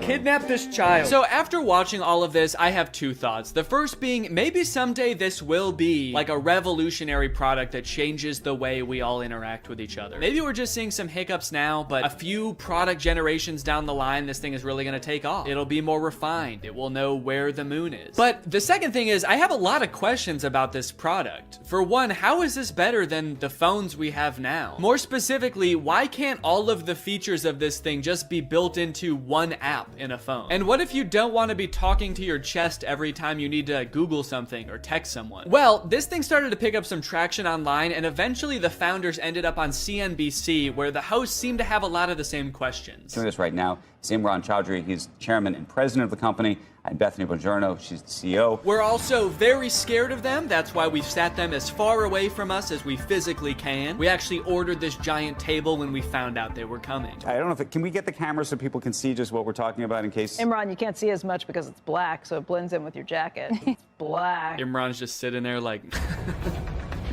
It's Eclipse. It's privacy first, so it's not always recording. It's actually just doing things when you want it on demand. Is it doing something right now, or are you recording us? It's doing nothing right now. I get a little sense of pride when he says that. It's actually doing nothing right now. It's doing nothing right now. After years of research and millions of dollars spent, we finally designed a pin that does nothing. It's doing nothing right now. You might think that's a bad thing, but you've never met this AI. It's evil. Turn around, maybe you can get that on camera. Oh, yeah. I see your hand. Yes, keep doing it. I see your hand. Can you see what's that? Yeah, what's that telling you? Oh God, dude, I do feel for him. I mean, these people are not like media trained, I feel like. They really should have hired a professional spokesperson, because I feel like they're just so out of their depth. He's got like the worst camera angle possible to show this thing off. His hand is shaking. Imagine a little alert pops up on the screen that's like, high heart rate detected. Is Squawkbox the name of this show? I'm not familiar with it. I never heard of this before. Or is this some kind of jab at their device? Formal Apple designers peddle their snake oil Squawkbox. You can use it however you want. Like what? Like what? Tell me something you would use that for. Okay, it sounds like this host is thinking the exact same thing as me. What is it? Tell me one thing. Then they just start like drilling them. They don't even let either of them finish answering their questions. They just like are bombarding them with reasonable questions about this device. That you've got in, stuff that you do just all the time. How would I know without seeing a screen? A user LED called. So that's what I want to ask you about. This is brutal, man. Let the poor guy speak. Just at least let him finish answering your questions, man. I mean, he's not actually gonna answer them. He's probably just gonna say AI over and over, but just let him finish his sentence. Sometimes I'll be at a meeting, right? And I'm sneaking under the desk to look at my email because that's, and I can't say, hey Siri, tell me my email. I mean, that's actually a really good point. The only way to interact with this device is to talk to it or to use this weird clunky laser jet display, which I don't even think you can type on. So if you want to text someone, you have to say it out loud, which just does not seem practical at all. So is this device gonna revolutionize technology as we know it? There's probably only one way to find out, and that's that I'm gonna have to buy it and review it when it comes out. So let me know if you guys want me to do that, and maybe I will. I hope you guys enjoyed this video. If you're new here and you're not subscribed yet, make sure you subscribe and turn on my notifications to join Greg. I'll see you guys next time. Bye-bye. After MGK released his song Emo Girl and then followed it up by appearing in a bunch of insane interviews with Megan Fox talking about their love life, I think we're pretty good on MGK for a while. We don't need any more music. We don't need any more public appearances. We're good. We don't need to know any more about MGK's personal life. And folks, I think MGK finally took notice and he listened. He said, all right, look guys, I get it. No more music, no more interviews. I'm gonna take some time and I'm going to release a stoner comedy movie instead. So he hunkered down and he wrote and directed this movie Good Morning, which currently has a 0% on Rotten Tomatoes. We got a good thing going here. 2 movies in a row with 0% on Rotten Tomatoes. What's the opposite of a Renaissance man? You know how people, when people can like act and sing and direct, like Donald Glover, people call him a Renaissance man. MGK is like a Dark Ages man. MGK is a medieval man. Also, sorry if I sound sick. Sorry. The moment this movie starts, MGK, aka his character London Clash, gets kind of a weird good morning text from his girlfriend Apple. Who's texting me? Oh, it's Apple. The text say, I wish I didn't have to do this through text, and then good morning, but she spells morning with a U. Now you might think that this would make London a little bit confused, but then realize, oh, it's just a typo. And you'd be right. He does have both of those thoughts. The problem with this movie is that the entire movie takes place between those two things happening. This entire movie is about MGK being confused about what those texts meant. Before he gets too concerned, he has to Google what morning with a U means. He's like, my fans are probably young enough that both of their grandparents are still alive. I should probably explain what morning is. Well, today should be interesting. Yeah, they let you know right away that this movie was written by a millennial. Well, today's gonna be kind of weird. MGK wrote the entire movie like this. So this just happened. Yeah, so the conflict at the beginning of this movie is that London thinks that Apple is breaking up with him. That text was a breakup text. Sorry to have to do this through text. Good morning, as in like happy morning our relationship. What kind of person is Apple that he assumes the text good morning means have a good time with your depression now? Look, this relationship isn't working. We're just growing apart. I just feel like you need to have a happy morning now. A happy grieving to you, good sir. When they introduce this character, she better be like wearing a top hat and carrying around a cane. It's gonna make a lot more sense when that happens. Good morning, good morning. Today might suck, guys. I'm adulting today. All right, guys, it's time to attend the MGK School of Acting. You're about to step into an ice-cold shower. How do you react when the water hits your body? Shiver! Grab your arms to make yourself warm. Okay, those are good answers. Let's ask Professor Gun Kelly. Ooh, sorry, you guys all get Fs. Your punishment? You have to look at MGK's ass. That is just horrendous. I never wanted to see that. You know why it sucks when you're going through it with your partner? You're not going through it with your partner. She sent you one understandable typo, dude. Everything's fine. You're fine. Yo, does this look like a breakup text to you, or am I tripping? Yes. Yeah, dude, take it from the weirdest looking man you've ever seen who falls asleep in his cereal mid-conversation. That's a breakup text. I don't mean to shame this man's appearance. I think Cody Ko looks great here. This is Cody Ko if TMG made hyperpop music. This man has never sent a normal text in his life. I'm surprised he wasn't like, no, that's about as incoherent and cryptic as I usually am in my text. You're probably fine. His friend is clearly sick. At the beginning of the scene, he throws up on the microwave, and at the end of the scene, he drowns in his cereal bowl, and MGK leaves him to die. MGK, your friend is sick. Help him. And so am I. Goddamn. Also, just like a fun little continuity note, at the beginning of this scene, there wasn't a water bottle on the table, and then at the end of the scene, there is. So, that's probably why this movie has a 0% on Rotten Tomatoes. Ass continuity. I'm a stickler for details. Meet Kennedy. Uh-oh, guys. Megan Fox is here, and she's not like other girls. Megan Fox plays a girl named Kennedy, who's actually not the main love interest in this movie. Her character is actually lesbian, and at the beginning of this movie, MGK explains how, like, she hates boys, but she lives with all these boys, and so she's moving out, which MGK explains right after he forgets his line. It's in rice. Come on, you got it, dude. You wrote the movie, you should know it. Please don't move out. Yes, he did it. He remembered. It's a pretty long line. I'll cut him some slack. Throughout the beginning of the movie, they're constantly introducing new characters, and every character in this movie has some kind of weird quirk. This friend like did too many drugs at a music festival and now he's kind of loopy. This guy is always throwing water balloons at people. This guy like smokes a lot of weed. It seems like MGK wrote this movie with just a bunch of crazy weird characters because the only like joke that he can think of to put in this movie is another character saying something weird or dumb and him just kind of looking at them being like, that was kind of weird or dumb. Mercury is in Everglades. It's retrograde, Leo. Every time he introduces a new character, there's narration that explains what the weird quirk about these characters are. This is Angel. Meet Maxine Goldberg. But they kind of don't like explain really what I want to know about these characters. This is Dylan. I met him when he was working at In-N-Out and he used to hook me up with free burgers and shakes. He's been my boy ever since. We don't care that he used to work at In-N-Out. That is so irrelevant. Please tell us why he's so sick. Why is he throwing up and passing out? That's more interesting. The reason that London Clash is so rich and cool that he lives in Rice Gum's house is that he is an actor. So throughout the movie, he's doing actor type things. Like he films this self-audition tape. I don't really know what he's auditioning for. It kind of seems like he's auditioning for everything and also nothing all at once. Okay, this is my impersonation of Draco Malfoy looking for drugs. Where's the pot, Potter?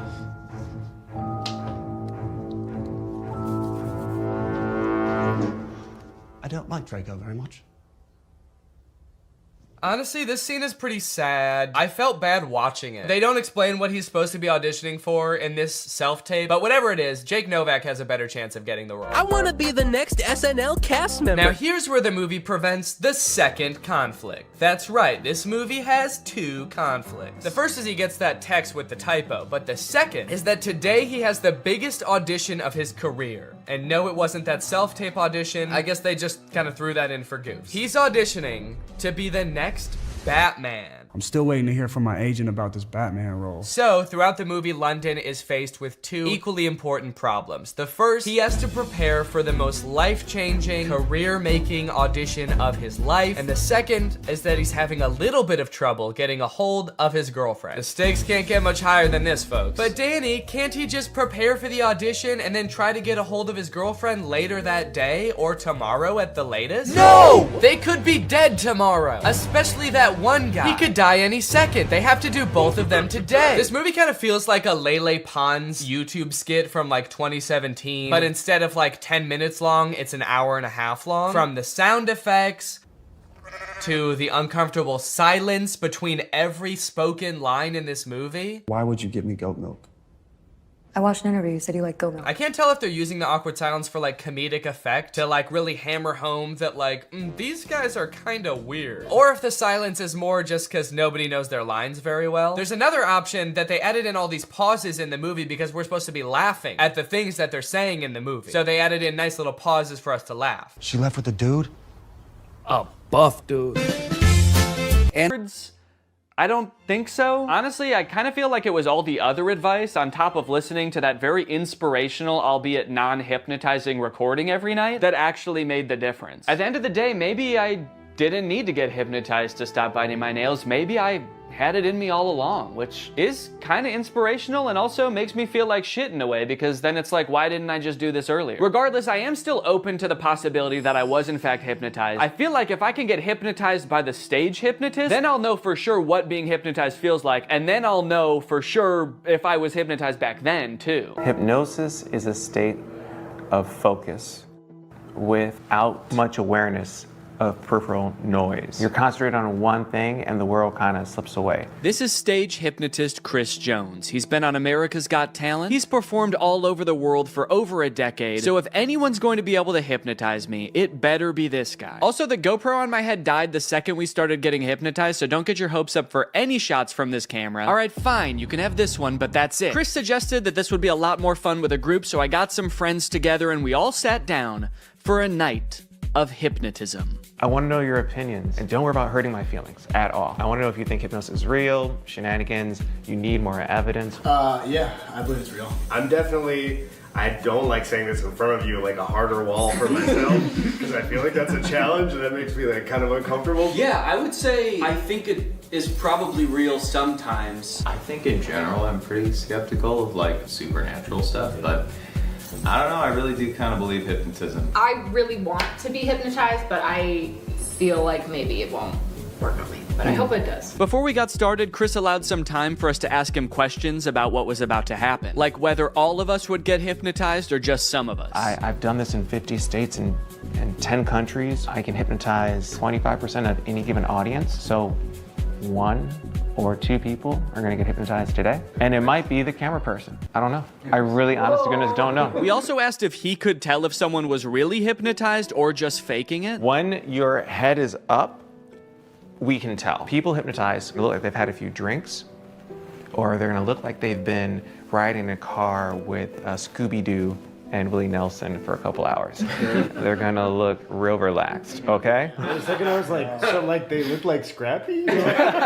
We also noted that Brian seemed to be the one who believed in hypnosis the most, and he was also maybe the most nervous about what was going to happen. Well, what are you gonna do to me? That's a good other question. Like, what are you gonna do to me if I get hypnotized?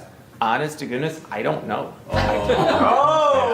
I'm gonna put my hand over all of you and tell you who I think is most likely to get hypnotized. I'm pointing in the direction of the person who I think is most likely to get hypnotized. Now, you won't see the induction often on TV or podcast or even movies, because this next part, if you watch it in its entirety, it could hypnotize people. So they're gonna cut it up a little bit so folks at home don't get hypnotized while driving a car. So you put your hands together for me like this. The induction lasted a few minutes, and just like the hypnotherapy, it seemed to involve getting us really relaxed. So there's different strategies getting someone hypnotized. I have you focus on my voice and your breathing. So take a gentle breath in. And it seemed to rely really heavily on using our imagination. Like he had us imagine that our fingers were pulling together with magnets. And you can whisper the words to yourself or out loud. The word is magnets. 1, 2, 3, magnets. And then I see who's the best candidate. The best personality, people have a great imagination. Imagine I put a 10-pound brick into that empty palm. So your palm just starts to get more heavy. And then I make them drop and sleep all the way down, every muscle and every nerve. Allow your eyes to open. Breath in, slowly, gently, 1, 2, and 3, eyes open. Yes, so we understand. You can see like a before and after, and you see their faces getting a little bit of that drunky or like stony look to them. Brian, of course, yeah. What's happening? What are you feeling? Tell us your wife, because you are a great candidate for hypnosis. I can totally tell. You are there. Danny's there as well. I just want you all to interact in a moment, but what are you feeling right now? I'm just hanging out with the crew. Is there anything that he could do or wouldn't do that'd be like, holy cannoli, this, my husband, my partner for life, is in a different headspace? Jeez. I don't know. I was hoping this wasn't going to happen. I wouldn't be put on a spot like this. I don't know. What would you not do?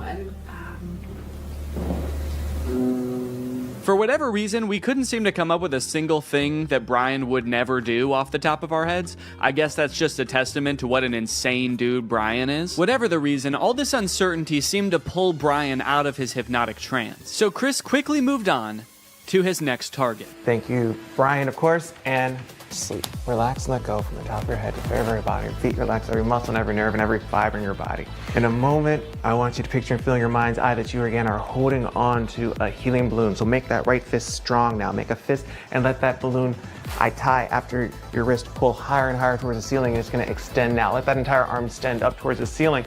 Focus on nothingness but that feeling of lightness now. 3 numbers, you're gonna open your eyes, but your arm is stuck, cemented, cast iron in that position. You can't get your arm down. That's just the crazy shit. That's just how it's gonna work for the next 2, 3, 4, 5, 6 minutes. Your arm is stuck until I unstuck it. Eyes open. So this again is the hypnotic state. Everyone experiences it in different forms, shapes. What's on your mind? Please, the show is ours. The show is ours. This is interesting. I'm not sure if I'm hypnotized. I don't think I am. Yeah. But at any point, I don't think I am either. I mean, because I was really trying to go along with it and like, you know, do as much like mentally imaging things, and I was like, he's not focusing on me for a reason. And it will all make sense in the end. Yes. Question? Can you put your hand down, or is it? I think so. It did feel stuck for a little bit. It does feel like it wants to be up. Not going down. Yeah. Well, it did just now, right? Is that that? Okay. It's like- And I can't help but notice what we can all see clearly. That arm is back up there. That's like the resting position for you right now. Is that? That's not naturally. Yeah, that's how his arm always is. That's how my arm always is. Point one finger on that hand. When that finger touches you on the face, and it will, you're gonna go back to that state of deep relaxation again. Cool. This is a text message. All right. You can share that with your husband. Go to sleep, Brian. Go to sleep,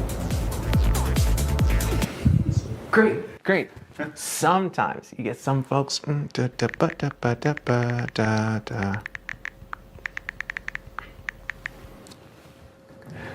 3, 2, 1. Danny, wide awake.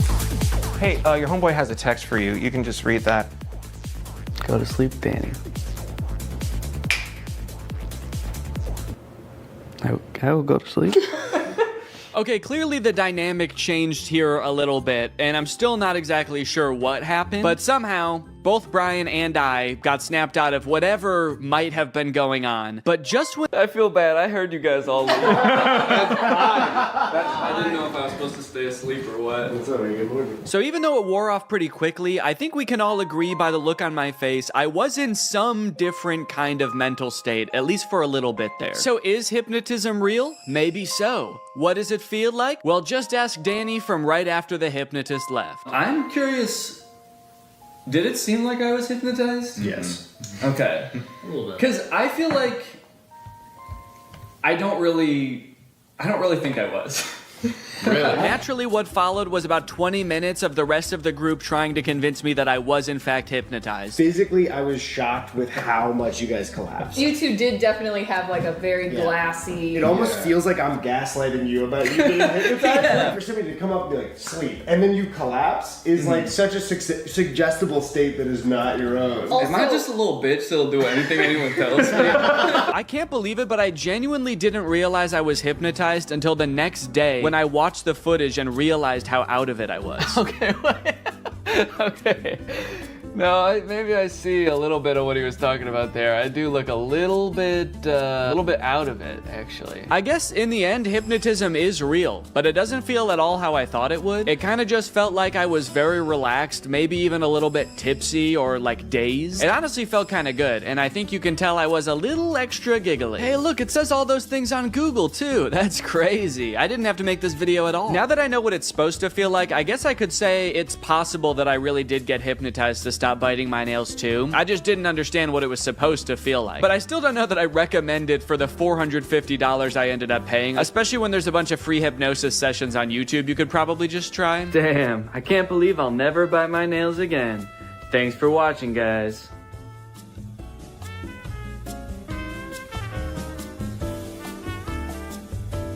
What's up, Greg, and welcome back to another episode of Please Stop Trying to Give Birth at Disneyland.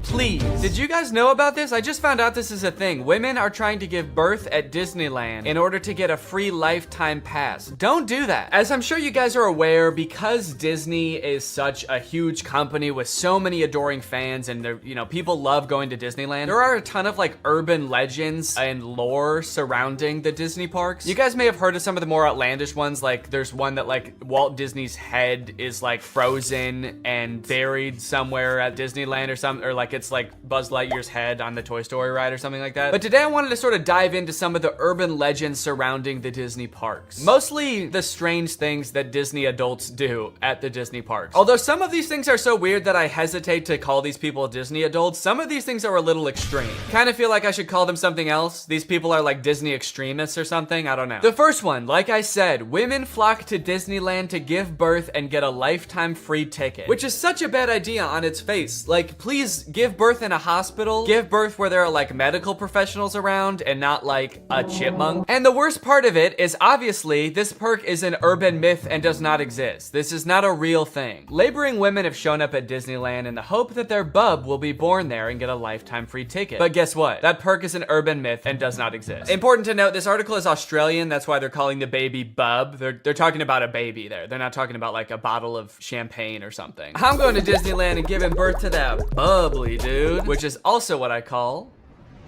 having a fart. I just gave birth to a bubbly. As a veteran of the pregnancy game, I know for sure that the journey to motherhood, okay, that's a weird way to say I've given birth before, or just that I am a mom. As a veteran to the pregnancy game. So you have kids, right? Me? Yep, yeah, that's right. I've done 3 tours of pregnancy. I've seen shit you cannot imagine. The pain, the screaming. Yeah, I've heard childbirth can be pretty tough. The innocent lives lost. Oh.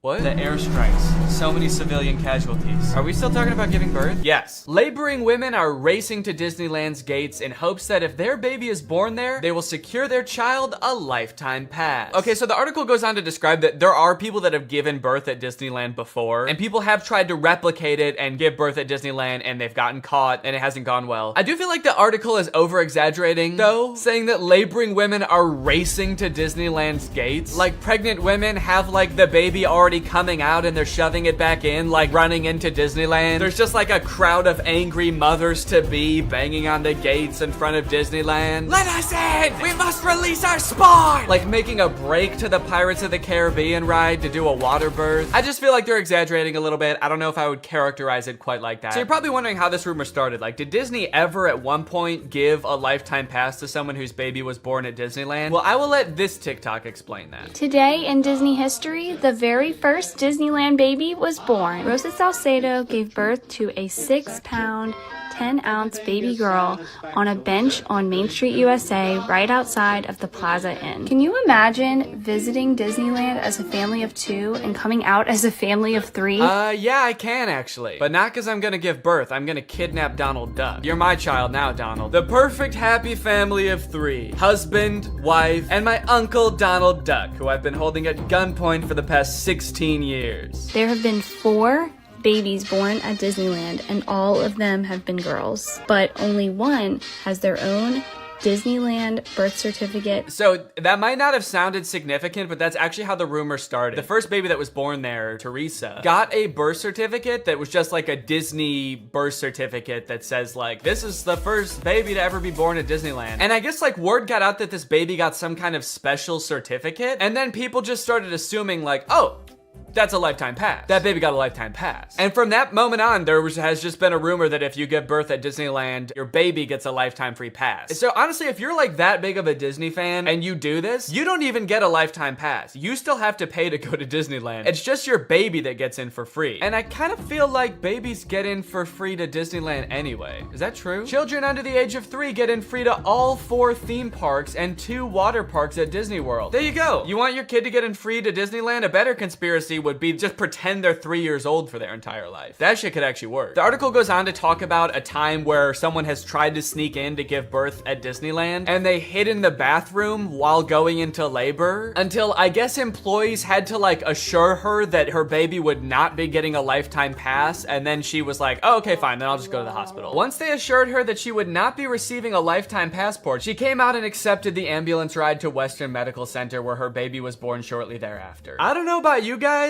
but it kind of sounds like she failed the test. If you know anything about Disneyland, you know how well the cast members there, all of the employees, all the staff, all the people in costumes are trained to like respond to every circumstance. It sounds like you just entered the giving birth at Disneyland experience, and honestly, you didn't make it to the end where you get the prize. It also says that this discussion board, The Laughing Place, has some hilarious forum chats about this topic. So I guess other people have been like sharing stories about this happening on this forum, but when I clicked on it, it turns out that it doesn't exist anymore, which kind of sucks because I wanted to find out more times that this has happened, but honestly, it is probably for the best. Kind of sounds like they were talking about some pretty sick shit in there. You think you're gonna go to a Disney forum and see people talking about like, my favorite movie's Coco, but instead you see people talking about like, I'm gonna give birth inside of Pluto's house. I'm gonna go to Disneyland and get fucked by Goofy, and then Goofy's gonna be the father of my child, and I'm gonna give birth on It's a Small World. And I'm gonna make Elmer Fudd cut the umbilical cord. Is Elmer Fudd a Disney character? I actually don't think think he is. But he's gonna be there anyway. And then me and my freak mutant, half goofy, half human child will both get lifetime passes. Free pass for life for my little freak. Passes or not, being born in Disneyland is a pretty cool claim.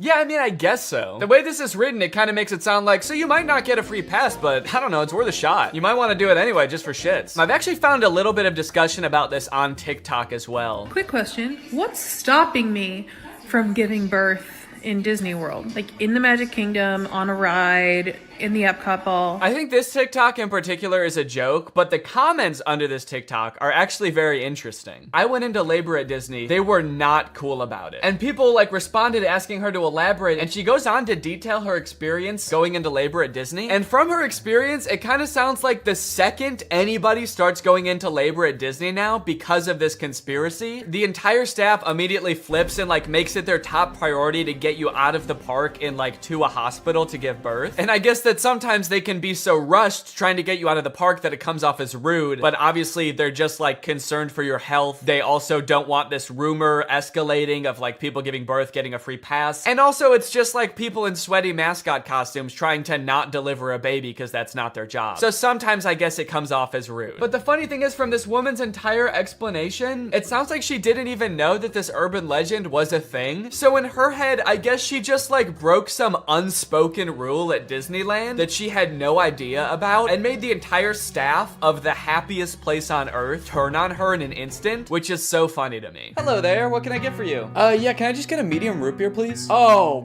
great. Oh, great, another guy here to put his balls in the root beer.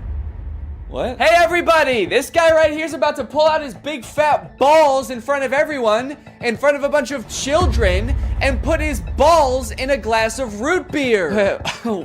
Why would I do that? Don't play dumb. I'm not playing dumb. I am dumb in this situation. You've clearly heard that if you put your stupid fat balls— why do you keep calling them fat? In the root beer at Disneyland, you get to spend the night with Minnie Mouse. Oh, what the fuck? No, I just wanted some root beer. Is that true? No, it's an urban legend. But no matter how many times we tell people it's not true, we still get perverts like you coming to Disneyland, ordering root beer just so they can put their stupid— don't call them fat— fat balls in it! Oh, come on, man, don't cry. I already am. Why do you still sell root beer if this keeps happening? Because if you shit in the root beer, you actually do get a free fast pass for Space Mountain. Okay, I don't want to put my balls in root beer, and I definitely don't want to shit in the root beer, okay? I legitimately just want to drink some root beer. Oh. Sorry, my bad, man. I didn't know. Okay, well, that's literally what I asked for, so here you go. Ah, what the fuck is that? It's Walt Disney's head. You said the secret code, so here's his head. No, root beer. What? I wanted root beer. I wanted to drink root beer. So no head? No. Overall, pretty disappointing that anyone actually believed this in the first place. In what world would Disney want to foster an environment where mothers are coming into their park, their theme park, to try to give birth? Especially if they're not like billing it back to the person that gave birth and being like, okay, here's your hospital bill, and because it's Disney, it was $1 million. Now, by now, it should be no surprise to you that there are some people in this world that want to spend every waking moment of their lives at Disneyland, especially their most precious moments in life, which is why you can also get married at Disneyland. Let's take a look at some of the craziest places you can get married at Disney World. Starting at $12,000, you can get married at the Haunted Mansion in Disney World. But just like expecting mothers trying to sneak into the bathroom to pop out a quick person, couples are of course also trying to cheat the system and avoid paying to have their wedding at Disney. So they'll just like sneak in with like themselves, maybe a couple family members and an officiant, and just like have the wedding in like a somewhat secluded area of the park. Here we have an article that details a San Diego couple sharing their secret Disneyland wedding story. Not many people can say they secretly got married in Disneyland's Sleeping Beauty Castle. 2 years ago, Gabriel and Andrea had been saving up for their dream wedding at Disneyland. However, when they began looking for wedding options options at the park, the couple said that the cheapest option was $12,000. Instead, they decided to spend their life savings on a house. Great move, honestly. No complaints so far. That's a very wise choice. So Gabriel and Andrea decided to have a secret wedding at Disneyland. The couple gathered Gabriel's oldest daughter, an ordained minister, a witness, and packed their bags, heading for Disneyland for what they called a guerrilla-style wedding. Now, I don't know much about weddings. I've only had one, but I do know that you don't generally want to have them guerrilla-style. Like when we were planning our wedding, that word almost never came up, I don't think. Just imagining them describing their wedding afterwards, like, yeah, it was so romantic. We hid in the bushes for 8 hours in the hot Florida sun wearing camo paint, waiting for the crowds to die down. You know, just sort of waiting out the crowds and the gunshots, the airstrikes. Airstrikes? Then we popped out and I said I do. Happiest day of my life. Here's my favorite picture of the big day. Now buckle up, because this next urban legend is about to get nasty. Quite literally, this is disgusting. Like I said, the most devoted Disney fans would probably spend forever at Disney if they could, but maybe they can. For years and years, the Haunted Mansion has been the home to an endless supply of Disney myths and legends. But the attraction's most prevalent and persistent rumor is that guests regularly spread the remains of their friends and family inside the ride. This can't be true though, right? It is 100% true. Yes, that is right, and I don't want to bash anybody's final wishes. I know that that's a very personal thing, but spreading human remains in a public place that people are like walking around and touching? Please don't do that. Or you know what, I should say, you know, because I feel bad for people who are just trying to honor their dead relatives' wishes or whatever. If you're alive still and you're watching this video and that's gonna be in your will, please take it out. Don't make people do that on your behalf. Honestly, I am a little relieved that people are sticking to like spreading ashes at least, because there are a lot of different ways to dispose of a body. It was actually my grandpa's greatest wish to be laid to rest at Disney. Oh, that's sweet. You're gonna scatter his ashes around at the park? Not exactly. The Haunted Mansion probably has so much human ashes in it, it's not even funny, said one Disneyland custodian. Bleh! That is the nastiest thing. Oh my God. Don't do that. Do not do that. Please. People scatter their loved ones' ashes in the Disney parks monthly. Can you imagine just like being on a ride and the person next to you is dumping out ashes? Disney employees are literally aware of this too. They have to follow special protocols every time this happens. The custodians are used to identifying and vacuuming up these ashes. I don't know why I was surprised to hear they vacuum them up. Of course they do. It's a literal human corpse, basically. Of course they get rid of it. The people who are like requesting this happen to their bodies must know this, right? They must know that some custodian that does not willingly work in like a morgue or something is going to have to take care of that. This sounds awful for everyone. If you're the custodian, you have to vacuum it up, but if you're the person that just lost someone you care about, you have to know that they're just gonna vacuum it up. They might even make you watch. They have you come identify all the places that you scattered the remains, and then they just like make eye contact with you while they're vacuuming it up. This is going in the garbage now. We're gonna throw this in the garbage now. Say bye-bye. So when you're laying them to rest in the happiest place on earth, you're actually condemning them to forever in the suckiest place in the world. Yes, that is a very funny joke. And people will put them anywhere too. Like flower beds, bushes, the lawn at Magic Kingdom, outside the park gates. Outside the park gates? They'll put this shit anywhere too, you know, outside the park gates, on the highway on the way home, the McDonald's across the street, Universal Studios, shit anywhere. It doesn't really matter. I feel so bad for the employees that have to deal with this, honestly. That would be so scary. Honestly, even as a patron, you know, I honestly like going to Disneyland every once in a while. I think it's pretty fun. But next time I go, I am going to be terrified that I'm like touching human remains at all times. Especially now knowing that they put them everywhere. I'm gonna be eating a turkey leg and wondering like, is this actually some guy's leg? They're most frequently dispersed around the Haunted Mansion, which is kind of perfect if you ask me. Okay, this girl's actually a little bit too into it. But now this whole ashes thing, which is not really an urban legend, is actually true, has actually spawned urban legends out of it, as you can see here. Have you heard of the legend of the crying boy at the Haunted Mansion in Disneyland? The story goes a mother spread her son's ashes without permission from Disneyland, and you can see him crying as you're exiting the ride. Spooky. I wonder why he's crying. Maybe because his ashes are in a vacuum. Maybe because he was a little boy and his mom spread his ashes in the scariest ride at Disneyland. The mom was like, yeah, my son used to love this ride. Every time we would get on it, he would be screaming and crying and shaking because he was so happy and excited. So I decided this is the perfect place for him to spend the rest of eternity. In a rundown castle of pure terror. It's what my darling little boy would have wanted. All in all, it seems to me that Disney, this giant corporation that owns like every media property known to man, has their grubby little fingers wrapped around people a little bit too tightly. It's like you already have every movie and TV show. Do you really need people like begging to spend their entire lives at your theme park also? But even still, with people spreading their loved ones' ashes at Disney, people trying to give birth at Disney just to get free tickets, Disney is still trying their best to immerse you in their parks as much as possible to make you never want to leave. Recently, Disney opened up the Galactic Star Cruiser Hotel, which is a Star Wars hotel and experience. I think it's like a 2 or 3 day long experience where you are like in this hotel. There's like a story that you have to follow about shit going on around you. It seems very immersive, and to a pretty big Star Wars fan, honestly, it sounds pretty cool. But it is also $5,000, and instead of windows, your room has a screen that just shows a video of outer space playing. So, you know,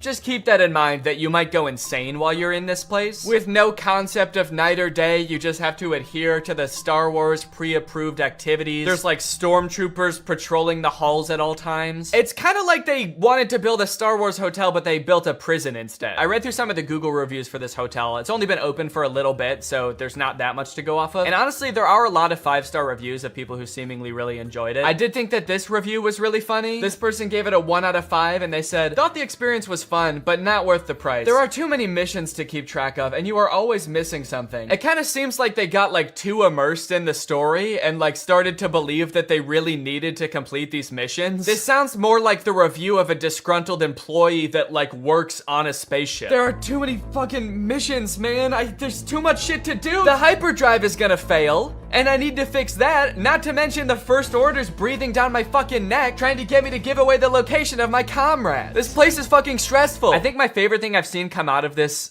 Star Wars hotel is this apparently now deleted ad for the experience that says, strike unlikely alliances in your very own Star Wars story. Apparently when you come in, you can decide if you want to be like on the good side or the bad side. So this, holy shit, this place is metal, dude. This goes hard. It's crazy to me that you actually can choose to be on the side of like the evil intergalactic fascists, basically. You and your preteen daughter can don First Order uniforms and betray one of your favorite character's trusts, Chewbacca, giving away his location and leading the First Order directly to him, who will take him away to be tortured and then eventually executed. It might be a little too immersive. It might be. We're gonna start hearing people come back and you're gonna be like, how was your trip? You went to the Star Wars hotel, right? And they'll be like, the guilt over my actions will haunt me forever.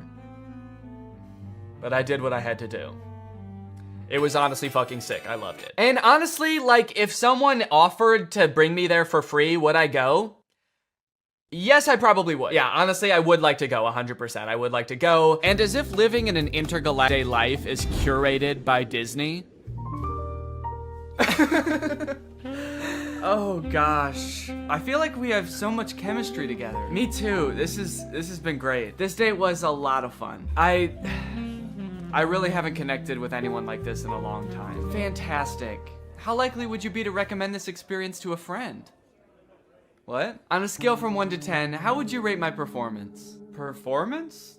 I thought you were just like genuinely interested in me, like romantically. Oh, perfect. So a 10 then? I really opened up to you. And you opened up to me. That's all just part of the story living experience. It's Disney magic. So that whole story you told me about how sad you were that you had to release your pet into the wild because it had grown to be wild. That was the plot of The Fox and the Hound. What the fuck is wrong with you? Thank you for riding Disney's Love Connection. Please make sure you pick up all your belongings as you exit the ride. Are you an animatronic? Please do not try to fuck any of the animatronics. Are you all animatronic? Have a lovely day here at Am I the only person that lives here? Anyway, that's the end of the video. It's time to talk about our sponsor. What's up? It's me, a hacker, and I'm so excited to steal your data because you don't have today's sponsor, ExpressVPN. You see, sending data over an unencrypted network is a lot like sending a postcard. There's no envelope to cover up your info and protect your sacred message. So any old creep with a little bit of basic computer knowledge and a little bit of free time can come along and check out all of your private information. I'm talking passwords, financial details, hell, emails. I'm gonna look at all of it. I'm doing it right now. Hey guys, I was just kidding. It's just me, Danny. I wasn't kidding about most of it actually.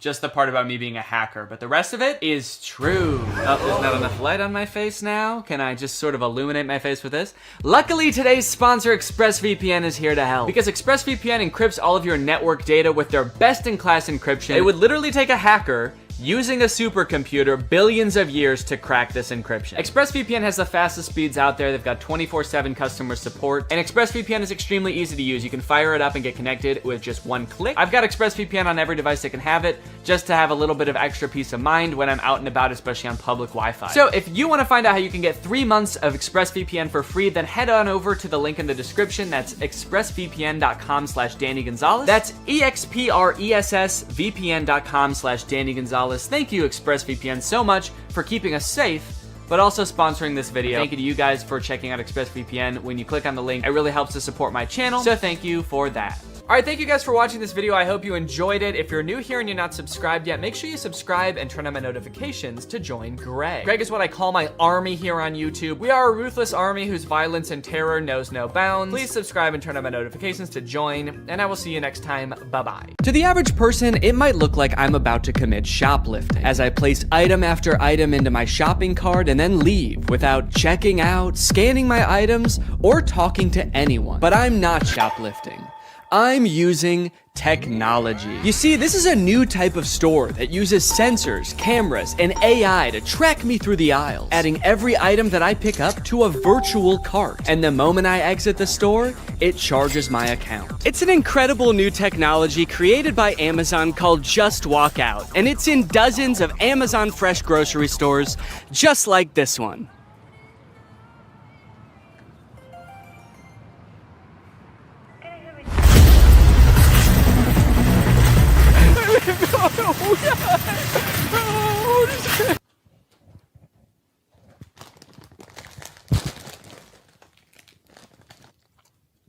I'm not just gonna not eat them. Okay, anyway, where was I in the script before I became a criminal? Oh yeah, they're an incredible new technology. They're called Amazon Fresh Stores, and they are a gigantic lie. You see, while Amazon was touting these stores as a cashierless solution that allowed them to use AI to cut out all of the on-location workers, it turns out what it really meant by AI was anonymous Indians. Amazon's Just Walk Out stores relied on 1,000 people in India watching, not AI. So it turns out that even though they started implementing this technology in stores in like 2016, as of 2023, Amazon still needed 1,000 people in India reviewing about 70% of all orders to make sure that it worked. In other words, it didn't work. It's just crazy because, like, why did they lie, you know?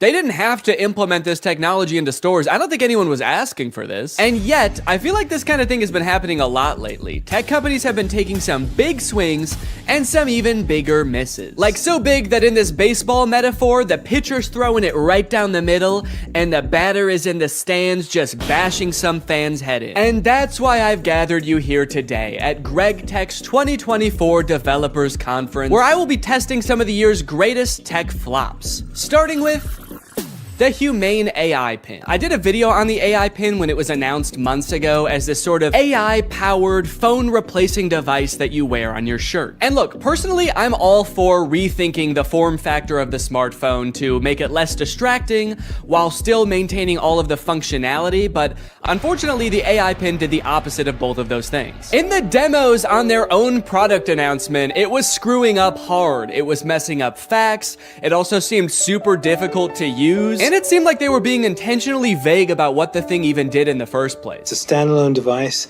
and software platform. It seemed like the type of thing that literally only a sucker could buy. But that turned out not to be true because I bought one. I ordered this thing in like February and then didn't hear from them for a few months until April, when I got an email alerting me that it was time to set up my account. And boy, was I excited. So I'm gonna be honest, I kind of forgot that I bought this. But now my AI pin is ready to be personalized, apparently. Before we can ship you your AI pin, you will need to complete a few quick steps. So I have to set it up before they're even gonna send it to me? Kind of feels like they're calling my bluff. You don't really want this thing. How committed are you to the AI pin? Will you set it up before we even ship it to you? You probably won't configure your Humane subscription, set up your AI pin passcode, and add contacts. And honestly, I don't really want to do those things, but I guess they're not going to send it to me unless I do. It's time to set up your AI pin. There comes a time in every young man's life where he has to set up his AI pin. It's a rite of passage. Oh, that's fun. Woo! Is this it? Am I setting it up? Get a little over here, a little over here. It turns out that in addition to the $700 I spent on this thing, I also had to pay $24 a month to access features like the wireless network, cloud storage, and AI services, which in layman's terms are all of the things that the pin does. Luckily, the first 3 months of this service are free, so I probably will never have to actually pay for it. Set up your passcode. Okay, could you guys not look? I'm about to type in my secure passcode. Okay. Your passcode is easy to guess. Consider setting a more secure passcode. Yeah, but could it be so simple that it's actually, you would never guess it? All right, I'll change it. How is that easy to guess? It's my birthday. I guess does it know my birthday? Do you know my birthday? Fun fact, I actually didn't know this before recording this video, but it turns out almost every single combination of 4 numbers is easy to guess. How is that easy to guess? But eventually, I reached into the dark recesses of my mind and came up with a number combination so random, so, quite frankly, disgusting, that no one, not even God, not even me later in this video, will be able to guess it. Okay, well, let me write this down somewhere so that I don't forget it. Already using my phone for something because I don't have the pin yet, so I have to use the phone to remember the passcode to the thing that is gonna replace my phone. Connect your services. Oh, cool, I can connect my Google Photo and Title services, which I have both. And just like that, I was done. I have solved Humane's riddles, and now they have to send me my prize. All right, well, I guess the next time you see me, I'm gonna have the AI pin in my possession. It might even be right here. Okay, we'll see if I remember to do that transition. I don't remember the transition I was gonna do, so don't ask. At first I was pretty surprised by how big the box was. I thought that I had just ordered a little tiny pin, but I guess it comes with a bunch of accessories, like a sticker that just says Humane. Cool! But you guys don't care about all that. You guys just wanna see the pin. And my God, she was beautiful. What? Oh, shit. Okay, that's my bad. No, I thought that it was gonna be attached in there more securely. Come on, Danny, you dunce! But a dunce who was about to become half dunce and half machine. Oh! Oh! In order to start using the pin, I had to unlock it with my passcode, which was explained to me via the laser ink display and an extremely coherent AI voice. To enter your pass, tap the touchpad, push, and then pull your hand out to get started. Then raise it if you don't see the laser ink display. Okay, this is kind of crazy though. Look at it. Look at this. This is like the weirdest way to type in a number ever. I'm gonna do my passcode now. Wrong. I forgot what my passcode was. Incorrect passcode? What would I have made my passcode? I forgot that I made a passcode. I forgot that I wrote the passcode down in my phone. I tried to click forgot passcode and it told me to go to this website to change it. But somehow, in order to do that, you need to know your existing passcode. Luckily, I recorded me making the passcode so I could go back and watch the screen recording of me doing it. If I was not a YouTuber recording a video about this product, I think I would be locked out forever. Come on, come on, come on, please. Yes, yes, welcome Danny. All right. After months of waiting, I was in. Now it's time to see what this device is capable of. What is my name? Your name is not currently known. Please provide it if you would like it to be remembered. Actually, what's a cool kind of techno cyber sounding name that you could call me instead? Creating name. How about Neon Vortex? Yeah, call me that. Noting your name as Neon Vortex. I know I might have seemed all cheery and excited about this name on the surface, but the truth is, it destroyed me. I have never heard a name before that not only sounded so cool, but also embodied everything I wished I was. Suave, confident, futuristic. He was everything. Everything I could never be. Neon Vortex. This is the home screen. I'm all caught up, whatever that means. Nothing to report here, man. Don't worry. You've got nothing to worry about. Your AI pin needs to cool down for a few minutes.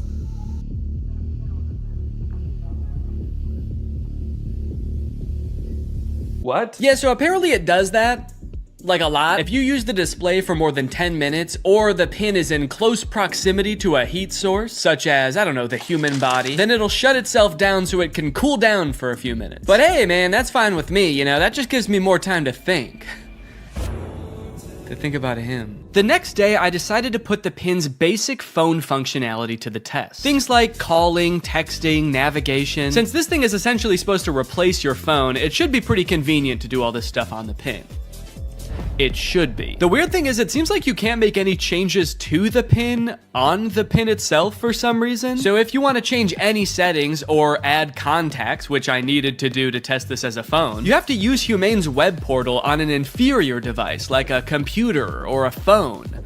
Gross! Not a great start for the pin, but now that I have done that, I should hopefully never ever have to use one of those ancient relics again. It's just one flashing green speck over here. I guess the laser ink display is already kind of messed up. Probably not a good sign for this technology, but you know what? This is a new thing, this whole laser ink display, so I will, whoa. Cowboy Carter, time to strike a match. What am I playing? Beyonce and Dolly Parton. Don't know how I started playing that. Guess that's just a feature. If you make just the right gesture, it'll start playing the newest Beyonce song that exists. All right, let's start off by trying a phone call on this thing. I'm gonna try to call my wife Laura to tell her that I miss her. Call my wife. I'm sorry, I couldn't find a contact for my wife. Okay, fair enough. It doesn't know who my wife is, so I'll just tell it. If I tell you who my wife is, will you remember? Your AI pin can remember who your wife is if you provide the information. Excellent. So I told it, my wife's name is Laura. Please remember this. It's very important to me. Updating memory, noting that your wife is Laura. I wish people said that every time you told them something important. Updating memory. Yo, what's up, dude? My name's Paul. Updating memory. Analyzing Paul. Great, so now we're both on the same page. My wife is Laura, and I want to call my wife. So now it will call Laura, right? Call my wife. Multiple matching contacts. Which one do you mean? Laura Fuexlow or Claire? What? Claire? The girl I went to college with. Unfortunately, I did have to go back onto my computer to figure this out. And amongst all the data stored within my portal, like my name being Neon Vortex and the tunes I've been rocking out to lately, was the answer. My wife's name, according to the pin, was Lore. It thinks my wife's name is Lore. No, that's simply not correct. So I went ahead and fixed it in the portal, you know, that's what the portal's there for. So I fixed it, I changed it, and now it's gonna work. Call my wife. There are multiple matching contacts. Which one do you mean? Oh my god. Call Laura Fuchel. I'm sorry. I couldn't find a contact for Laura Fuexlow. How? Okay, so at this point, I don't know what was wrong. It was just like straight up forgetting which contacts it had. It said it couldn't call Laura because it didn't have her contact. Then it said it couldn't call Eddie because it didn't have his contact. Call Eddie Burback. I'm sorry. I couldn't find a contact for Eddie Burback. Why not? And you might think, Danny, maybe there was an error transferring the contacts. Maybe it really doesn't have these contacts. But I know it had Eddie's contact, and do you know how I know? Because it could text Eddie. Can you text Eddie Burback? What do you want the message to say? Okay, all right. Still not sure if this is gonna work, but finally, thank God, it's letting me do something. Hey, Eddie, it's your... Is it... Cowboy Carter, time to strike a match. No, I'm not trying to play Cowboy Carter. Oh god, now it's playing Metro Boomin. Stop. Anyway, eventually I sent the text to Eddie. It worked. I didn't have any way to know it worked because there's no screen on this device. You can't see what the message you sent said or anything. So I guess you just gotta hope and pray it goes through and accurately transcribes what you said to it, which frankly I am not confident in after the whole lore debacle. Okay. Eddie just texted my actual phone and said, I know you made a video on the pin and I'm positive this is you, but it still feels like a scam, LMAO. I'm too scared to text back to a random number claiming to be my friend. Regardless of scaring my friend, the text went through. This was a huge confident boost. Time to try calling my wife again. Call Laura.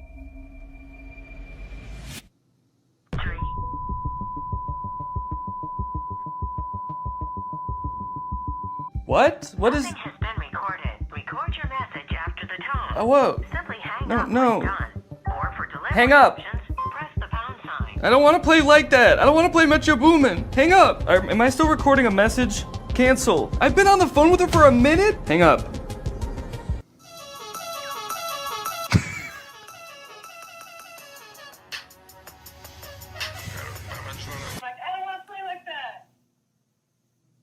It was some man being like, I don't want to play like that? I don't want to play like that. I don't want to play with your boom, man. Hang up.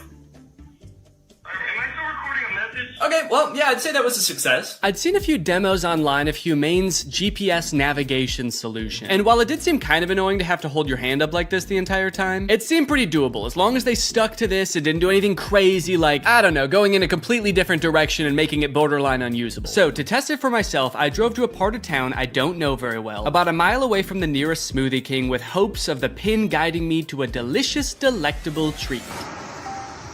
Navigate to Smoothie King? Head north on South Columbia Street towards East Gardner Road.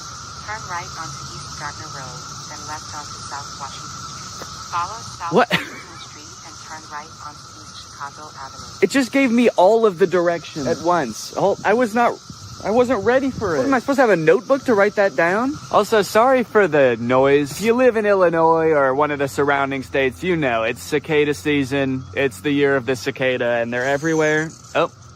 One just landed on my shoe and then got pissed off that I moved. Eventually, I realized if I look at the laser display, it displays the directions, but not like it did in any of the demos. It just gives you a block of text with every single direction written down. If you're in the shade, that is. If you're in the sun, it gives you nothing.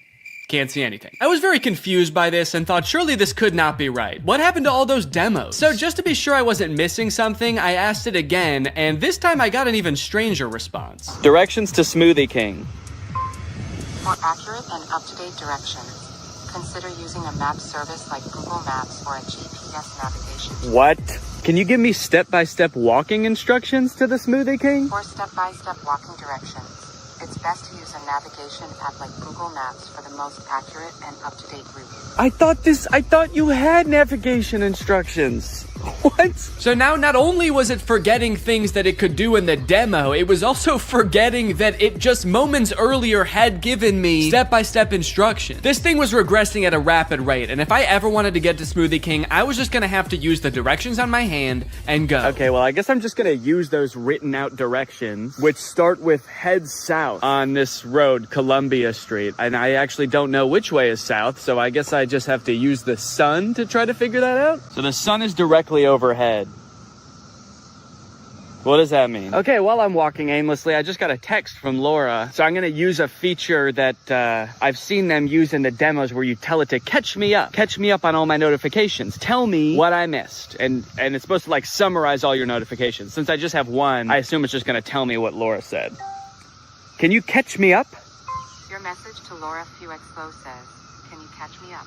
Okay to send? No, I want you to tell me what Laura said. What did she say? Can you tell me what she said? Finding Laura.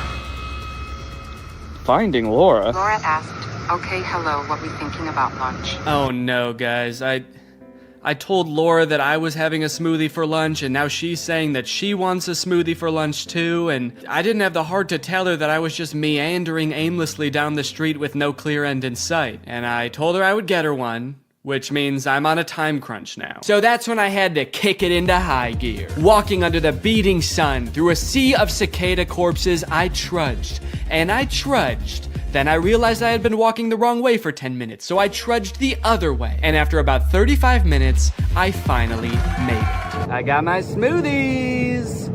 Let's go. Let's go. Take a picture of my smoothies.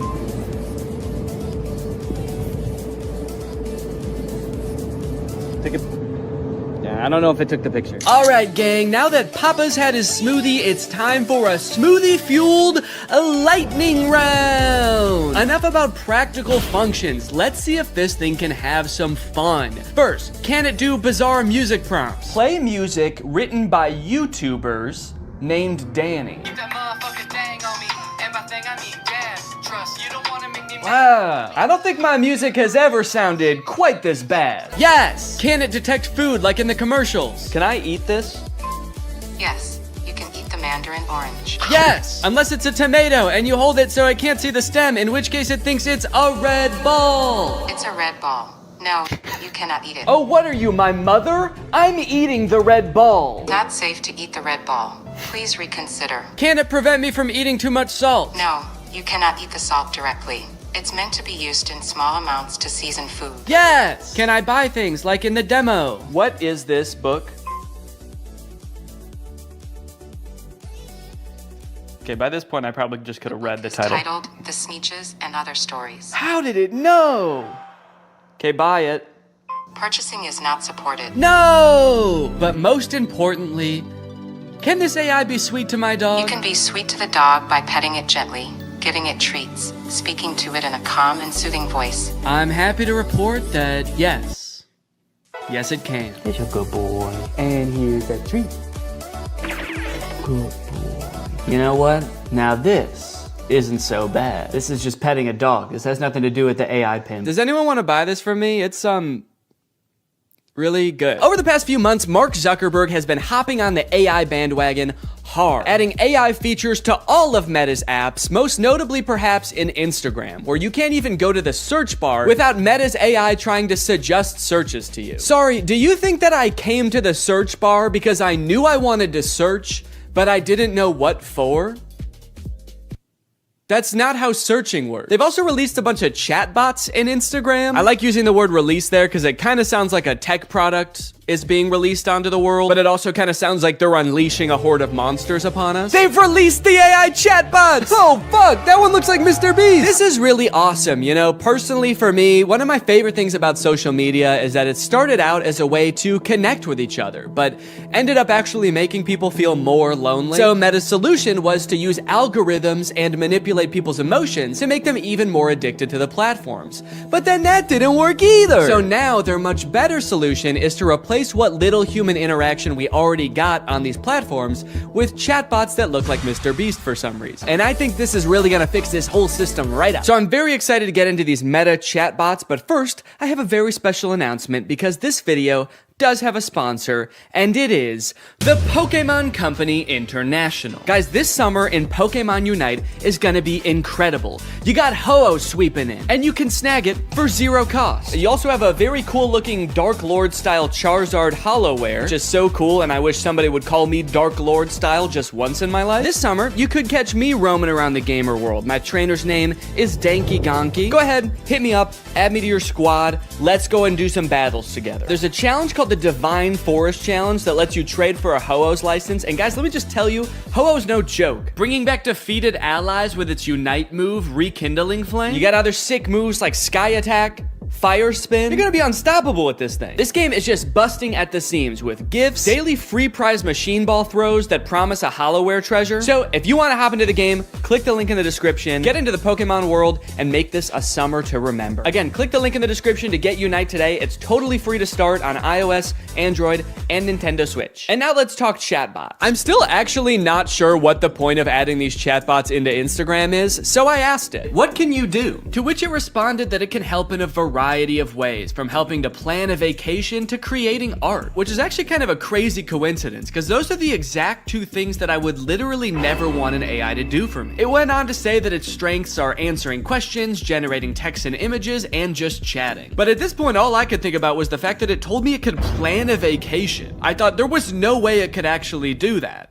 And I was right. Can you help me plan a vacation? I'd be happy to help you plan a vacation. To get started, I'll need to know a few details from you. Here are some questions to consider. Where are you interested in going? How long do you have for vacation? What type of vacation are you looking for? What is your budget for the trip? Are there any specific activities? Do you have any preferences for accommodations? So I'm gonna say I wanna go somewhere fun and tropical, a nice getaway for me and the family. I'd like to stay at a hotel for 5 days. With all of this information, it suggested a few tropical getaway locations like Hawaii, Cancun, Phuket. But then it said something that I did not expect. It says it can also help me with booking flights and hotels. How can Instagram book me a flight? I'm calling its bluff. I actually don't think this has the capability to do that because why should it and why would it? So I'm gonna say, okay, book me a flight for next week to Cancun and book the hotel. For flights, I recommend checking out websites like Expedia, Kayak, or directly on airlines websites such as American Airlines, Delta, or United. Yeah, great idea. That's what I would have done anyway. That's like if I went up to an old lady lady who needed help crossing the street, and I said, "Excuse me, ma'am, can I help you cross the street?" And she said, "Oh, thank you, young man, that would be lovely." And then I said, "All right, just put one foot right in front of the other until you get to the other side." And then I gave her a little shove,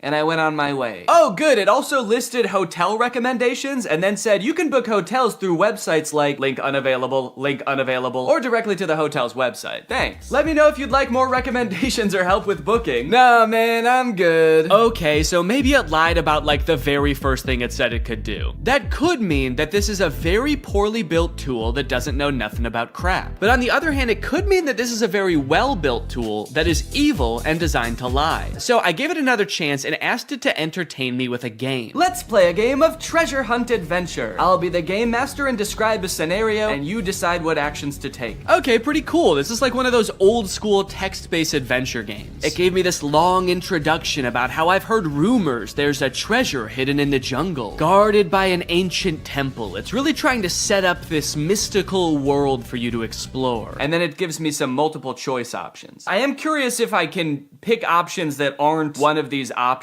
I'm just gonna say, I find the treasure and go home.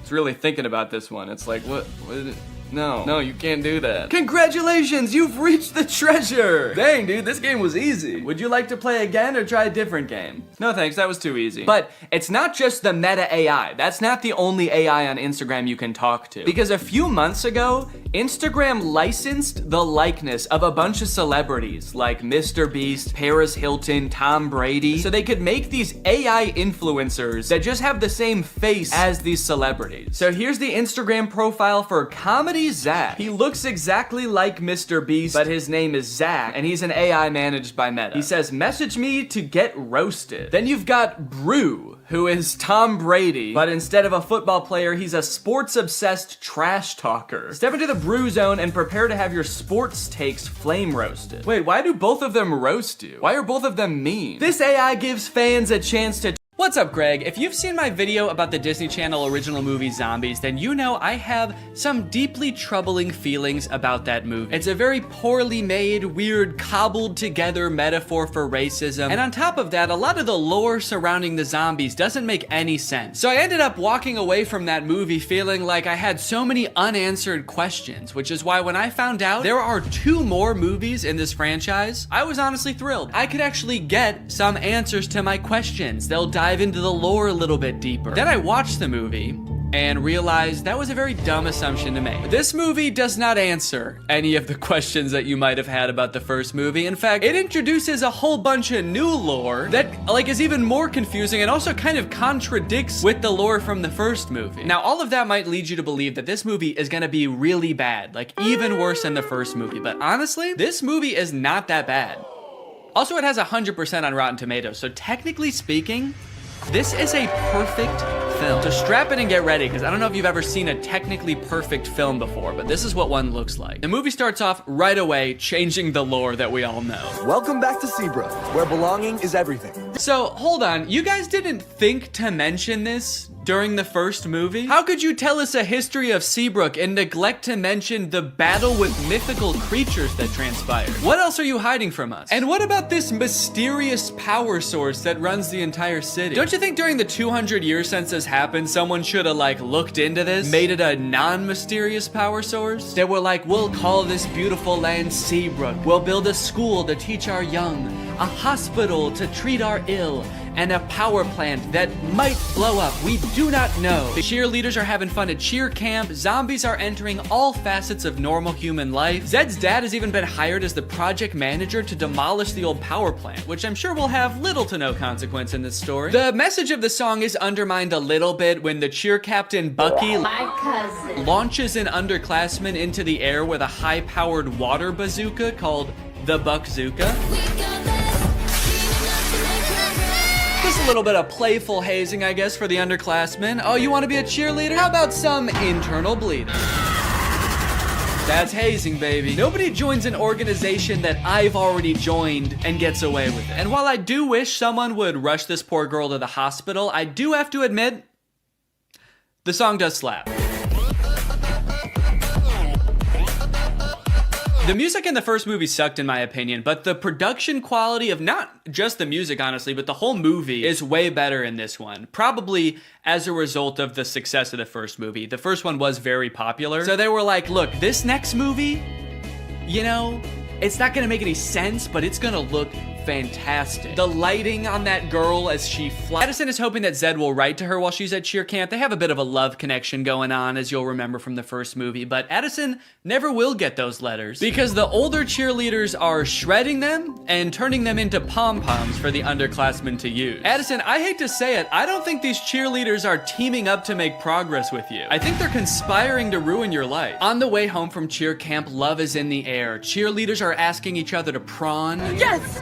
I got invited to prawn! Which is Seabrook's version of prom. Their mascot is like a shrimp or something, so I guess that's why it's called that. And for the first time this year, zombies are allowed to go to prawn. Bree is actually hoping that Bonzo will ask her to prawn. True to form, werewolves would probably be super expensive to do and make look good. But also, you guys didn't have to make a movie about werewolves. That was your choice. You already had a whole universe with zombies in it. You didn't have to add another creature. Or you could have kept the movie exactly the same as it is and just not called them werewolves. You could have made up a new creature. Just called them outdoor teens. It would have made sense. But no, you had to drag werewolves into this. You said this movie will be about werewolves. It will be an integral part of the story. And our costume budget will be $4. A few scenes later, this sets up one of the big conflicts in the movie because as you know, Addison wants to go to prawn with Zed. But one of these anti-monster laws is that zombies aren't allowed to go to prawn anymore. Zombies can't go to prawn. Ouch. And when I say one of them, I firmly believe that is the only emergency monster law. It's the only one they talk about in this entire movie. They let so much else slide in this movie, but that's the one thing they're like, no, we cannot have zombies at prawn this year. Ouch. You'll see in a bit why that's so strange, but right now we gotta go check in with the werewolves because they're setting up a conflict of their own. And you know we don't have much time. Our necklaces are almost out of power. So the werewolves all wear this stone around their neck. It's called Moonstone, and it's sort of what gives them their power. I guess it's like some kind of mysterious power source or something. But it turns out that like 200 years ago, somebody or they will use any excuse not to show the werewolves do anything werewolfy in this movie. All right, we've got to find this girl. How would werewolves accomplish such a task? We could use our wolf noses. What? No, no, what is wrong with you? No! We could ask around? Yes! Also, for those of you wondering, yes, that is baby Ariel from Musical.ly. She used to be like the most followed person on Musical.ly. I always wondered what happened to her. Guess she lives in the woods now. We find the girl, and if she's the great alpha, she'll tell us where the moonstone is hidden. We go in the morning. We go tonight. That's right. They're not gonna wait around. They have to go tonight. So they march out of the Forbidden Forest, down the streets, and into Seabrook High, singing about how they own the night. Then they open up a vent and crawl into it, and they wait until morning. So kind of seems like they didn't really need to go at night, did they? They all file into the vent so dejectedly. They're like, maybe we should have researched what this place is. I guess we don't know what a school is. They're not here at night. Imagine they accidentally went on like the last day of school before summer. A janitor finally comes in after 80 long days and finds 20 dead werewolves in a vent. That day at school, Bucky and Zed both decide to run for class president. Zed because he wants to re-allow monsters to go to prawn, and Bucky, I don't know, he probably wants to like divert more of the school's funding towards an unmanned drone for the cheerleading team. But then, suddenly, okay, well, that's obviously not allowed. You guys were about to kill them, and also the emergency monster laws are in effect, and there's definitely one forbidding such things. Technically, the Forbidden Forest is within the school district. What? So welcome to Seabrook. What? Wow, guys. The emergency monster laws are working great. No, you did so good. You did such a good job. They were so close to killing you, and they only stopped because they found out Bonzo's not allowed to prawn. So, good rule. So just like that, the werewolves enroll at Seabrook High. And wait a minute, all of the werewolves look the same age. Are they all teenagers? Or are some of them like 80 years old? Are some of them babies? And how does that work in dog years? Are they going to classes? I don't even know if they know how to write. They're not gonna be able to find the moonstone. They're gonna be too busy failing all their classes. So Zed is worried about losing the class president election to Bucky, so he decides to go over the new untapped voter base, the werewolves. Werewolves of the swing vote. Hello, wolves. I'm Zed. Do Do it like the zombies do. Yeah, for some reason I feel like the werewolves aren't gonna care who becomes the class president. They don't know what a president is. They don't know what school is. They live in the woods and they wear moonstone, dude. You have no fucking clue. Oh, they sort of just look like regular people to me. You look like a teenager who lives outside. She's not a werewolf. Oh, that's so embarrassing, dude. 3 movies, and they happen to have a DVD of the recording of High School Musical in concert. This feels pretty unusual, even to this day, for a Disney Channel movie to put together a live touring concert featuring the actual cast of the movie, selling out arenas with audiences in the tens of thousands around the world. But it wasn't the whole cast, actually. Zac Efron couldn't be there because he had a commitment. He was filming Hairspray at the time. So who did they get to fill in for him? Living in my own world. Didn't understand. It's Drew Seeley! Drew Seeley! I'm sure they advertised the fact that Zach wasn't going to be there and Drew would be in his place, but I have to imagine every concert, there were like 1 or 2 kids that were like, what the fuck? Zach looks different in person. With all the success of the first movie, they had to crank out a sequel fast, which they did, releasing High School Musical 2 in August of 2007. And you might think it would be impossible for them to catch lightning in a bottle twice, but oh baby did they. What time is it? Sequel time. High School Musical 2 is often regarded as the best High School Musical movie. Out of any High School Musical movie, this one has the most moments that have lived on in the cultural zeitgeist even today. The movie starts just as the school year is ending. The musical is long over, so if you were expecting to see, get that out of your head right now. You're never gonna see that musical. Right now, he'd be barking like a dog. Oh, wait, Troy's dad is fixing up a car. Look, he has other hobbies. Good for him. Granted, he is propping up the hood of the car with a basketball, and there's more basketball and hoops in the background. And I do kind of feel like if we could see what he's working on, there would just be 5 basketballs where the engine is supposed to be, but it's a step in the right direction. Troy's dad, surprisingly, is all for Troy going for the basketball scholarship. Nothing wrong with keeping your eye on the prize. And that's great. I totally agree with that. Troy should capitalize on these opportunities he's been given, but he should try to make his girlfriend and his friends a priority too. However, that is not what Troy does. Hey, I almost forgot. Get back in the kitchen, you broke motherfucker, and get your money on. Cool high school jock, always doing cool spin dance moves. It's a gift from the guy. I love sports. It's a gift from the guy. Look how much taller the actual breaks in the middle of practice. Dancing. This song is great, but tell me why at the end of the song, Ryan and Chad are wearing each other's clothes. Because they don't ever address that. It's such a confusing part of the movie. Why did they change clothes? When did they get naked? So I was confused about this, so I actually went looking and I found an article where the 2 actors explained what happened. The outfit swap was actually suggested by director Kenny Ortega. Quote, he had the on-the-fly idea for one, I don't know, I kind of feel like they lost a little bit of inspiration at the end here. Kind of feels like they forgot what moral they were working towards for the end of this one, and they were like, and we're all together in this one also. And the movie ends with Gabriella wooing several times while looking over at Troy for approval. And that's the end of the movie. And now I'm very excited to watch the 3rd movie. But before I do, there's something I need to address. I feel like there's something deeply wrong in these movies. And I feel like I'm finally starting to get a handle on it. These movies, like, they don't really feel like musicals. And it took me a while to figure out why. So to explain it to you, we're gonna have to go back to medieval Europe. In a French town overcome by an urge to dance, they did so for weeks on end. This dancing plague, as it was later coined, lasted for months and only ended when participants were either so exhausted that they collapsed or so exhausted that they were dead. Authorities tried to stop the dancing, even hiring musicians to play vigorously to try to help them get all the dancing out of their system. This, of course, made things much worse. This event has baffled scientists and historians for years, but many believe it could be the result of a particular type of food poisoning. Yeah, crops like rye can end up growing a type of fungus that basically makes you crazy. Could it be? Of how they're feeling. But a closer look reveals something shocking. Like at the karaoke party. Now, you might think that a moment like Get Your Head in the Game is totally different. You know, that song doesn't really exist within this universe. But what is Troy's ringtone in the 2nd movie? But how could an entire school become poisoned by a rare fungus? This man, who convinced us he had relevant qualifications, believes it could have been a certain freaky genius girl. It could be that by growing a fungus in a lab, Gabriella was able to manufacture a sort of singing stuff had he not been under some kind of drug-induced hysteria. After all, Troy is so cool and singing is for weirdos. So it could be the fungus, or maybe Gabriella's some kind of fucking witch.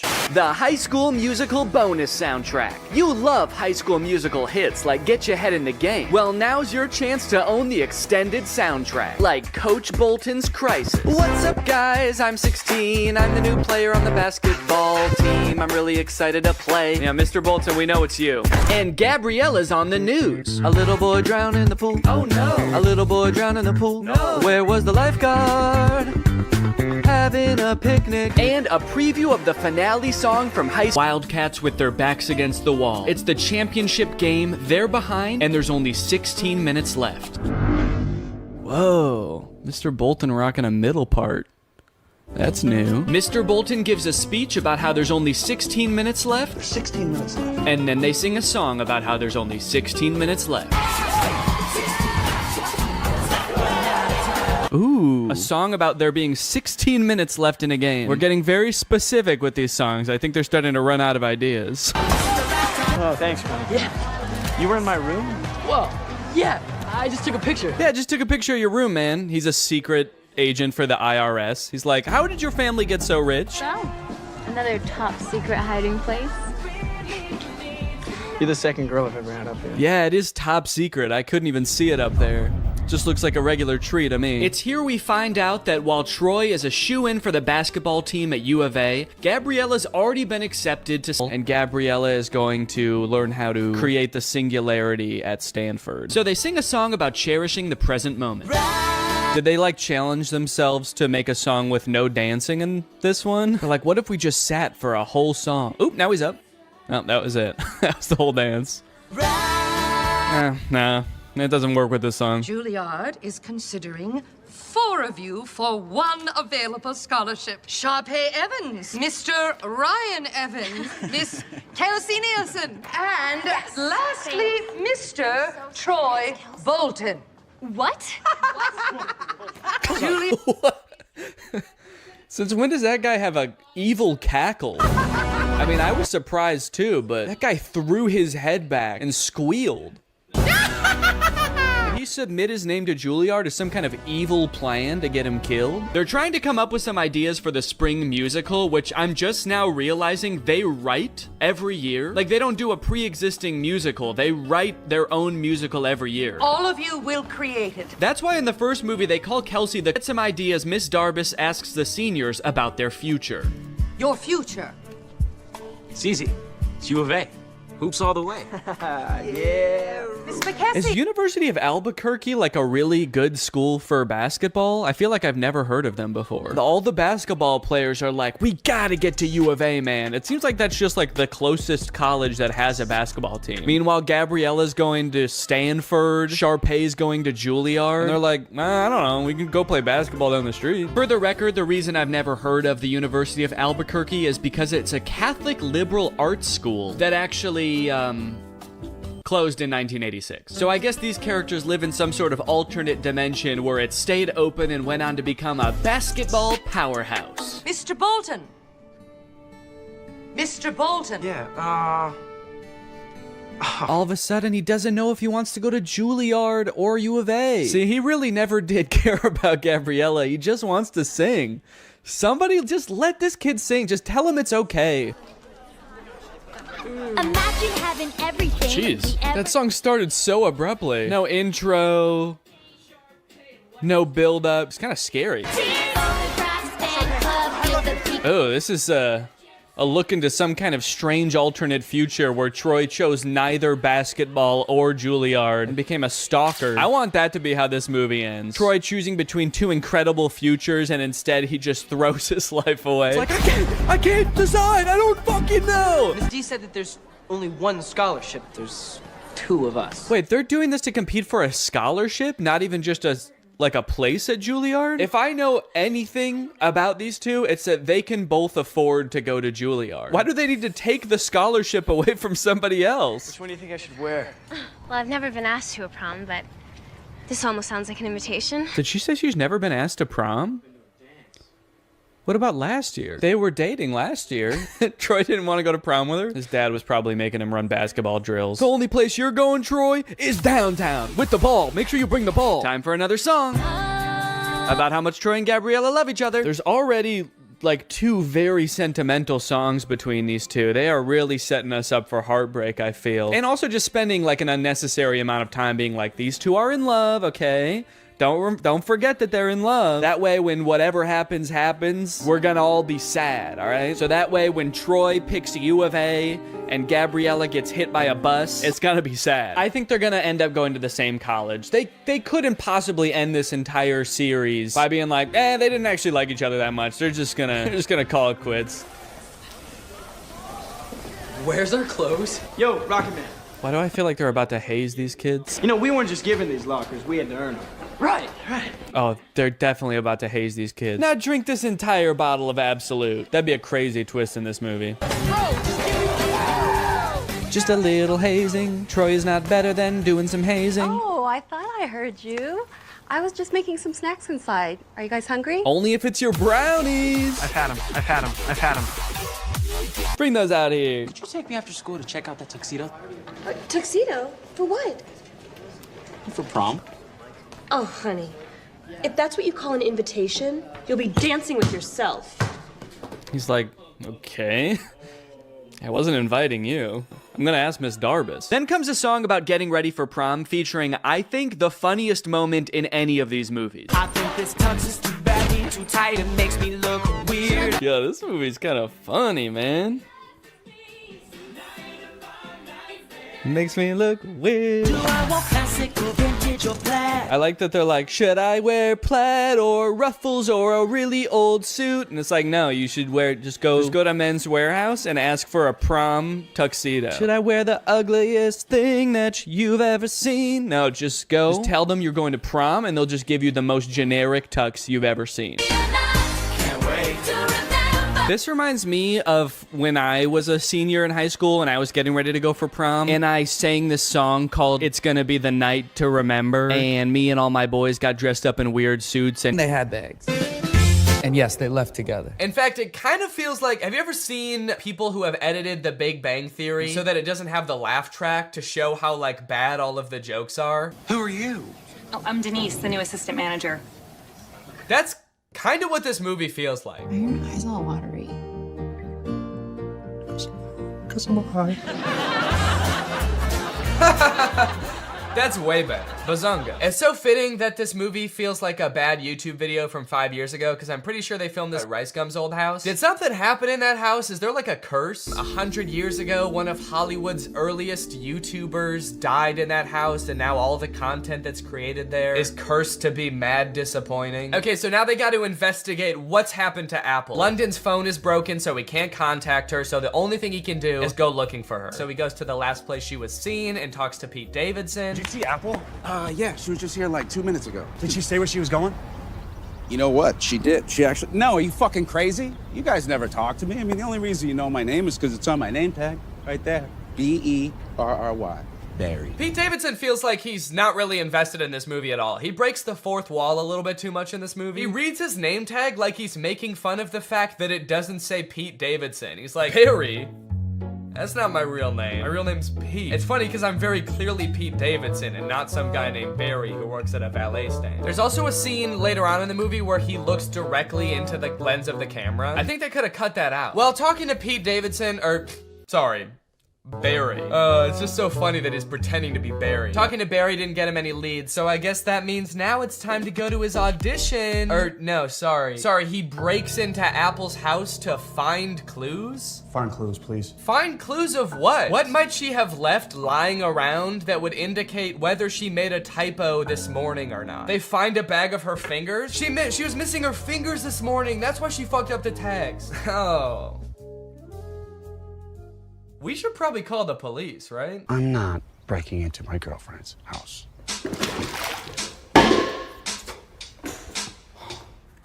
can't believe I'm breaking into my girlfriend's house. Me neither, dude. Your life is pretty crazy. London Clash is so dumb. He makes the worst decisions at every move in this movie, okay? While they're in Apple's house, one of London's friends knocks over every single urn on the mantle and ashes go everywhere. And so they're like, oh shit, we have to put back the urns and then refill the ashes. But they're like, the only problem is, where are we supposed to find ashes? Where are we gonna find enough ashes to fill up these urns? But like, they didn't lose the ashes. They all just fell on the floor. They could just sweep them up and put them back in urns. It's like MGK was like constantly forgetting what previously happened in movies, and so the plot is being driven forward by things that just aren't problems. So anyway, as I said, this is a stoner comedy. You can probably guess the solution they think of to produce a bunch of ashes to fill back up the urns. I'm stoner. Yep. They're gonna smoke a bunch of weed. Ah, bunch of weed. This movie's crazy. They're gonna smoke a bunch of weed. Well, at least this dumbass plan that doesn't make any sense is gonna result in like some crazy shit happening, right? Something funny's bound to happen now, right? Wrong. They just spend like 10 minutes having a boring ass smoke session on the couch. And then one of them tries to talk to a lobster. They really sat around writing this movie and were like, what's the craziest thing that could happen while we're high? And then settled on talking to a lobster. You know, since weed is legalized in a lot of places like California, where they filmed this, I feel like stoner comedies aren't nearly as like interesting or edgy as they used to be. You know, smoking used to be kind of like a fringe culture. It doesn't really feel like this is like, it's like that crazy or funny anymore. This is a scene of 4 adults sitting around a living room and obeying the law. Why did you spell it like that? It's a typo. Oh my god, it was a typo all along? Who would have guessed that? So I guess now the movie can end now, right? The movie can't end now, right? The movie can end now, right? There's 30 minutes left in this movie? What the fuck is gonna happen? What are they gonna do for 30 more minutes? Sit at a diner, apparently. So you're probably wondering how they wrap this whole thing up, huh? MGK missed his audition, he's not getting the role. His girlfriend is pissed off at him. How are they gonna wrap this movie up? Some sort of grand gesture that wins over both the director and the girlfriend? No, obviously not. That would make too much sense. London Clash gets the role because the director happened to see an Instagram live stream where London Clash gets punched in the face by Dennis Rodman, and the director just assumes that London Clash did that because he wanted to like impress him or something. It's a whole other plot line that I didn't really go into in this video, but it doesn't make any sense in the movie either. So he's got the role, now the only thing left is to get the girl, which he does by sending her a text at the diner being like, can we talk? And she's like, sure. And so they're driving to meet each other. He's texting her the whole way. He's texting and driving, and they get into a car crash, and then they are both paralyzed. That face says it all. That just happened. That's the resolution. He almost murders her. Irresponsible. He was texting and driving and he almost murders his girlfriend, and that's how it ends. After the credits roll, there's like a fun little blooper reel where we get to see the actors like messing around and not knowing their lines very well, which would have been a lot more fun if I hadn't felt like I had just watched an hour and a half of exactly that. Well, folks, what do you think? From rapper to pop punk icon to writer, director, and actor extraordinaire, which do you think MGK did best? Leave it in the comments down below. What do you think he'll get up to next? It's anyone's guess at this point. Professional fencer? Or maybe like a chef? He'll start just making food. That might be kind of sick. And you know what? All he would need to get started is HelloFresh, America's #1 meal kit and the sponsor of this video. Guys, I love HelloFresh. They send you fresh, quality produce from the farm to your door in less than a week, so you can savor delicious summer flavors right from home. I love getting a HelloFresh box because you know what it means? It means I don't have to worry about what I'm gonna eat for dinner every night. I'm not gonna find myself driving to some fast food chain to get a quick meal, because I know I've got a quality meal that I can whip up in like 35 minutes right at home. And I know it's gonna be tasty, I know it's gonna be healthy. If you're trying to stick to a particular health goal, HelloFresh has you covered because they have veggie options, fit and wholesome options, and pescatarian options. So HelloFresh fits a variety of lifestyles. Their plans are super flexible. You can pause 1 week if you want to, you can add more food 1 week if you want to, and even if you're on vacation, you can change the delivery address to deliver to your vacation destination. And then you can have home-cooked meals when you're at the family reunion. HelloFresh is the very first carbon-neutral meal kit company, and nearly all of their packaging is recyclable. They help cut down on food waste because they send you pre-portioned ingredients so you're only using what you need. So if you want to check out HelloFresh and have a flavorful summer, then head on over to HelloFresh.com. Use my code TrulyGreg16 for up to 16 free meals and 3 surprise gifts. That's HelloFresh.com. Thanks to HelloFresh for sponsoring this video. And thank you to you guys for checking out HelloFresh. Now I'm going to do the outro of this video. All right, you guys, thank you for watching this video. I hope you enjoyed it. If you're new here and you're not subscribed yet, make sure you subscribe and turn on my notifications to join Greg. Greg is what I call my audience here on YouTube. We're the biggest and happiest family on YouTube. That is a scientific fact. Please do not look it up. Please do not fact check me because facts don't care about your feelings and I don't care about facts. All right, I'll see you guys next time. Bye. Hello, Greg. Why are movie studios making bad movies on purpose? I swear to God they are. I'm sure most of us by now have seen clips from the new Pinocchio movie. Father, when can I leave to be on my own? And that had me pretty skeptical, honestly. You're trying to tell me they made it and they were like, the main selling point of this movie is that it will be good? No chance. And now I've recently seen people talking about this movie Marmaduke. It's about a cartoon dog voiced by Pete Davidson. It has 0% on Rotten Tomatoes. I've watched it and it is in fact the worst movie you'll see this year. And it just really seems like they're trying to make bad movies on purpose. This movie is just heinous. It feels like Netflix just like fed an AI a bunch of scripts of bad movies until it spat out Marmaduke. This movie is not good at all. I think it has 0 redeeming qualities, actually. There's nothing good in this movie. I would even give it a negative score if I could. I like that I said that as if there's something stopping me. I'm my own entity. I'm not limited. I don't have a boss telling me I have to give it a positive score. I'm gonna give it a negative 6 out of 10 movie. Marmaduke was some fucking dog, dude. I don't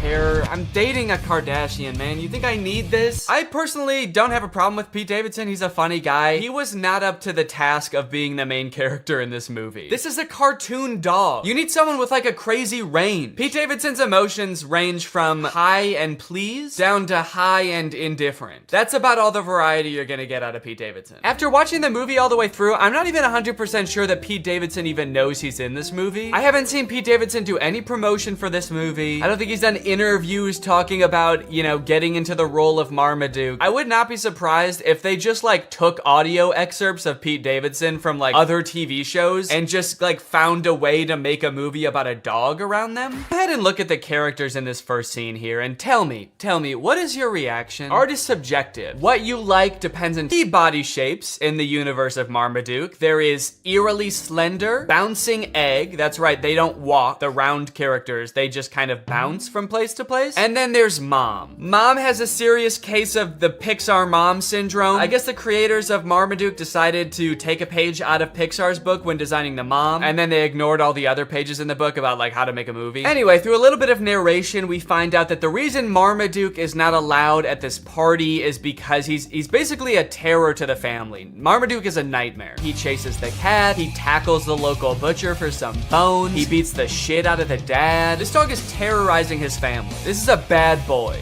Guy, being like a world famous dog trainer, sees Marmaduke, this poorly behaved monster, and decides, hey, this would be kind of an interesting challenge for me to transform Marmaduke into like because he's like rich and British. And I think that it's the law in cartoons that the bad guy has conversations. So who is speaking the other one's language? Is Marmaduke speaking English? Or is the trainer barking at Marmaduke? Like if you were to walk by the park where Guy is training Marmaduke, is Guy just going like, arr, arr, arr? This movie is completely uninterested in answering this question. It is time for Marmaduke to enter his first dog show. This is where we meet Marmaduke's main competition and basically the villain of the movie, this beautiful dog Zeus. This part is very disturbing. Oh, Marmaduke, you idiot! How are you gonna perform, dude? How are you gonna compete? You can't even walk. This is where the movie gets gross. The sound effects of his like gurgling belly make me want to throw up. Then he somehow becomes skinny by farting once. I guess he farts out all the food in one foul fart. And when I say foul fart, that shit does look foul. When he of his fart gas like envelops the entire crowd, people are screaming. I think he might have killed people, honestly. This is just an awful scene. I don't know why the writers thought that this would be fun. For anyone, even for kids, it's like, is your dog pooping in the wrong spot ever that funny? I don't think I've ever like come home and my dog is like pooped somewhere she wasn't supposed to and been like, that's hilarious. hilarious. That's actually good one, Sunday. Dude, you fucking killed it. I should be mad, but that's actually mad funny. To be fair, if I did have like a comically big trophy in my house and I came home and the dog had pooped in the trophy, that actually might be kind of funny. But not if she was also like sitting on top of the trophy as like a shriveled up skeleton and my house was full of noxious gas. That was a disgrace. It was getting kind of dark. This is a really somber, like, middle section of a children's movie. He's not a loser! It just turns into Marriage Story. Marmaduke is a Great Dane! Then come to find out that the trainer has actually billed them for all of the training, and it's like a shit ton of money. They go through the list, and it rolls by in this like Star Wars style credit roll, and it's meant to fly by really fast so you can't read anything, but I paused it just to like look through what some of it is. Some of the items on this list are more than the $1 million they would have won at the final dog show. There's things for $29,000, $35,000, $1.4 million. Also kind of a funny detail, the writers I guess couldn't come up with enough things to make, so if you just play it you'll see like the same thing worth $1.5 million over and over in this list, and it's like you couldn't just keep coming up with different numbers at least? Or not, you did just then are like infinitely more impressive than a dog show. At least that's what I thought until we get to the dog show and we see what other dogs do during the talent portion.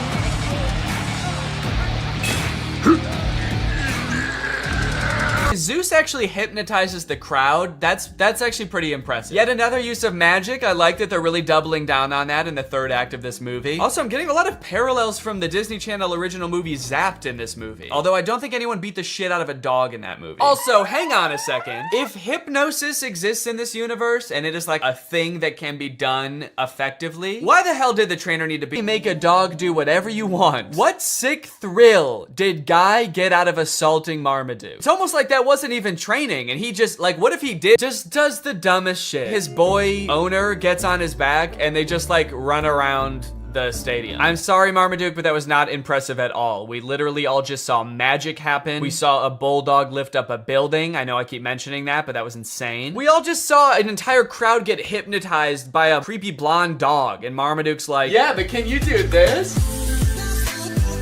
Are you trying to bankrupt your family, Marmaduke? Because that's what's gonna happen if you keep this shit up. Are you trying to destroy your family's lives? You're going to. Keep dicking around on the ground like that with no talent, and you're gonna destroy their lives. It's happened before, it'll happen again. Okay, a little plot twist happens at the end of the dog show. Zeus, the beautiful dog, wins. Obviously, he hypnotized the judges, so we kind of thought that was gonna happen anyway, but it turns out that one of the judges is actually Zeus's trainer in disguise, so he gets disqualified from the talent competition. I kind of feel like it was pretty dumb of him to do that because he had a shot at winning anyway. It's not like he was like a total underdog. Dude was basically an overdog. He was actually bound to win. He hypnotized everybody. There's gonna be an ending song. I don't know, man. You tell us.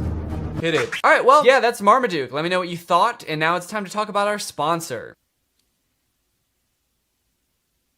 Hello. Guys, did you know in the US it's legal for your internet service provider to sell your data to other companies? They can sell it to ad companies. Heck, they can sell it to whoever they want. This seems pretty screwed up to me. I don't know why this is legal, but what I do know is that Marmaduke is probably responsible. Luckily, today's sponsor, ExpressVPN, puts a stop to this by rerouting 100% of your network traffic through their secure encrypted servers. Those are servers that are both secure and encrypted. ExpressVPN also masks your device's unique IP address, making it much more difficult for like big tech companies or advertisers or really strong dogs from tracking you and matching your activity back to you so they can collect your data. There's a ton of great reasons to use ExpressVPN. You can unblock content that's not... You may have noticed something a little bit different.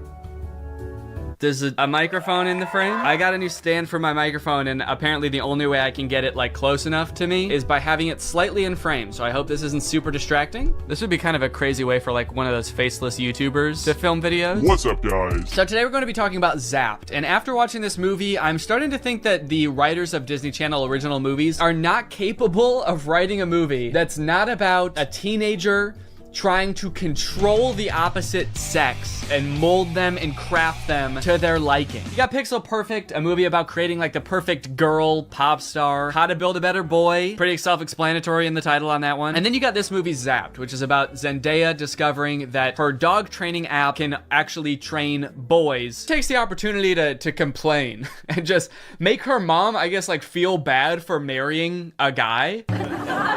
It's the happiest day of her mother's life. And also this guy, her new stepdad, is the happiest day of his life. And her speech is like, I hate my new family. My new stinky family. And this wedding will certainly ruin my life. To make matters even worse, towards the end of her speech, hi girl. It's like, dude, you're 50. Have you never talked to a girl before? The movie then establishes why each one of the new guys that she lives with is like gross in some way. One of her little brothers is really messy. The other one's always like cooking gross stuff. Which is like a weird character trait. I get the messy younger brother, but like the gross cooking younger brother, is that a thing? Is that something I'm supposed to be able to relate to? Weird to respond to a request about like not invading my personal space when you're not wearing pants by saying owners in the Disney movie, they're just kind of like, these are like the kids who wear jean jackets. This movie has the most insane high school posses ever. You got the skateboard boys. Okay, that's pretty normal. The next group she sees are the shirtless workout boys. And then just the straight up stinky boys, where the only like defining characteristic is that they're dirty, flea-ridden, smelly boys. You can hear like flies flying around them. What clique is this supposed to be in high school? And then there's the popular group, one of whom is also pretty stinky himself, actually. Oh, Bart Bomb. Oh. The movie sort of writes this off as like, well, this is just something boys do, you know? New school, you gotta kind of accept what boys come with it, you know? Boys will be boys. No, that is actually not what boys do. That is something that just one very specific boy does. It's me, I'm Trip. And he needs to be stopped. I cannot remember a single moment in high school where a boy walked up to a girl, let alone like the new girl who's already like scared and doesn't know anyone and is like, hey, I'm gonna fart in your face now. Welcome to the school, smell my ass. But it's not all bad though. She does make a friend on her very first day. And hold up, this girl has a picture of a boy that goes to her school in her locker. Is that a thing? I remember in like middle school, girls would have pictures of like celebrity boys in their locker. Imagine seeing a picture of you in somebody else's locker. I'd feel like I was being hunted. It's weird to have his picture in your locker. It's even weirder in the movie when we find out that she also actually has pictures of him printed out on her pillows in her bed. Nope. That's scary. Imagine if they start dating, she's like FaceTiming him in bed, and she like accidentally tilts the camera a little bit to the side, and he just sees his own face next to her. Wait, what was that? Is that me? Of course, Zoe does have a love interest in this movie, and he is introduced early on. It's this guy. Every boy in the movie is depicted in a negative light except this guy, because this guy, he's not like other guys.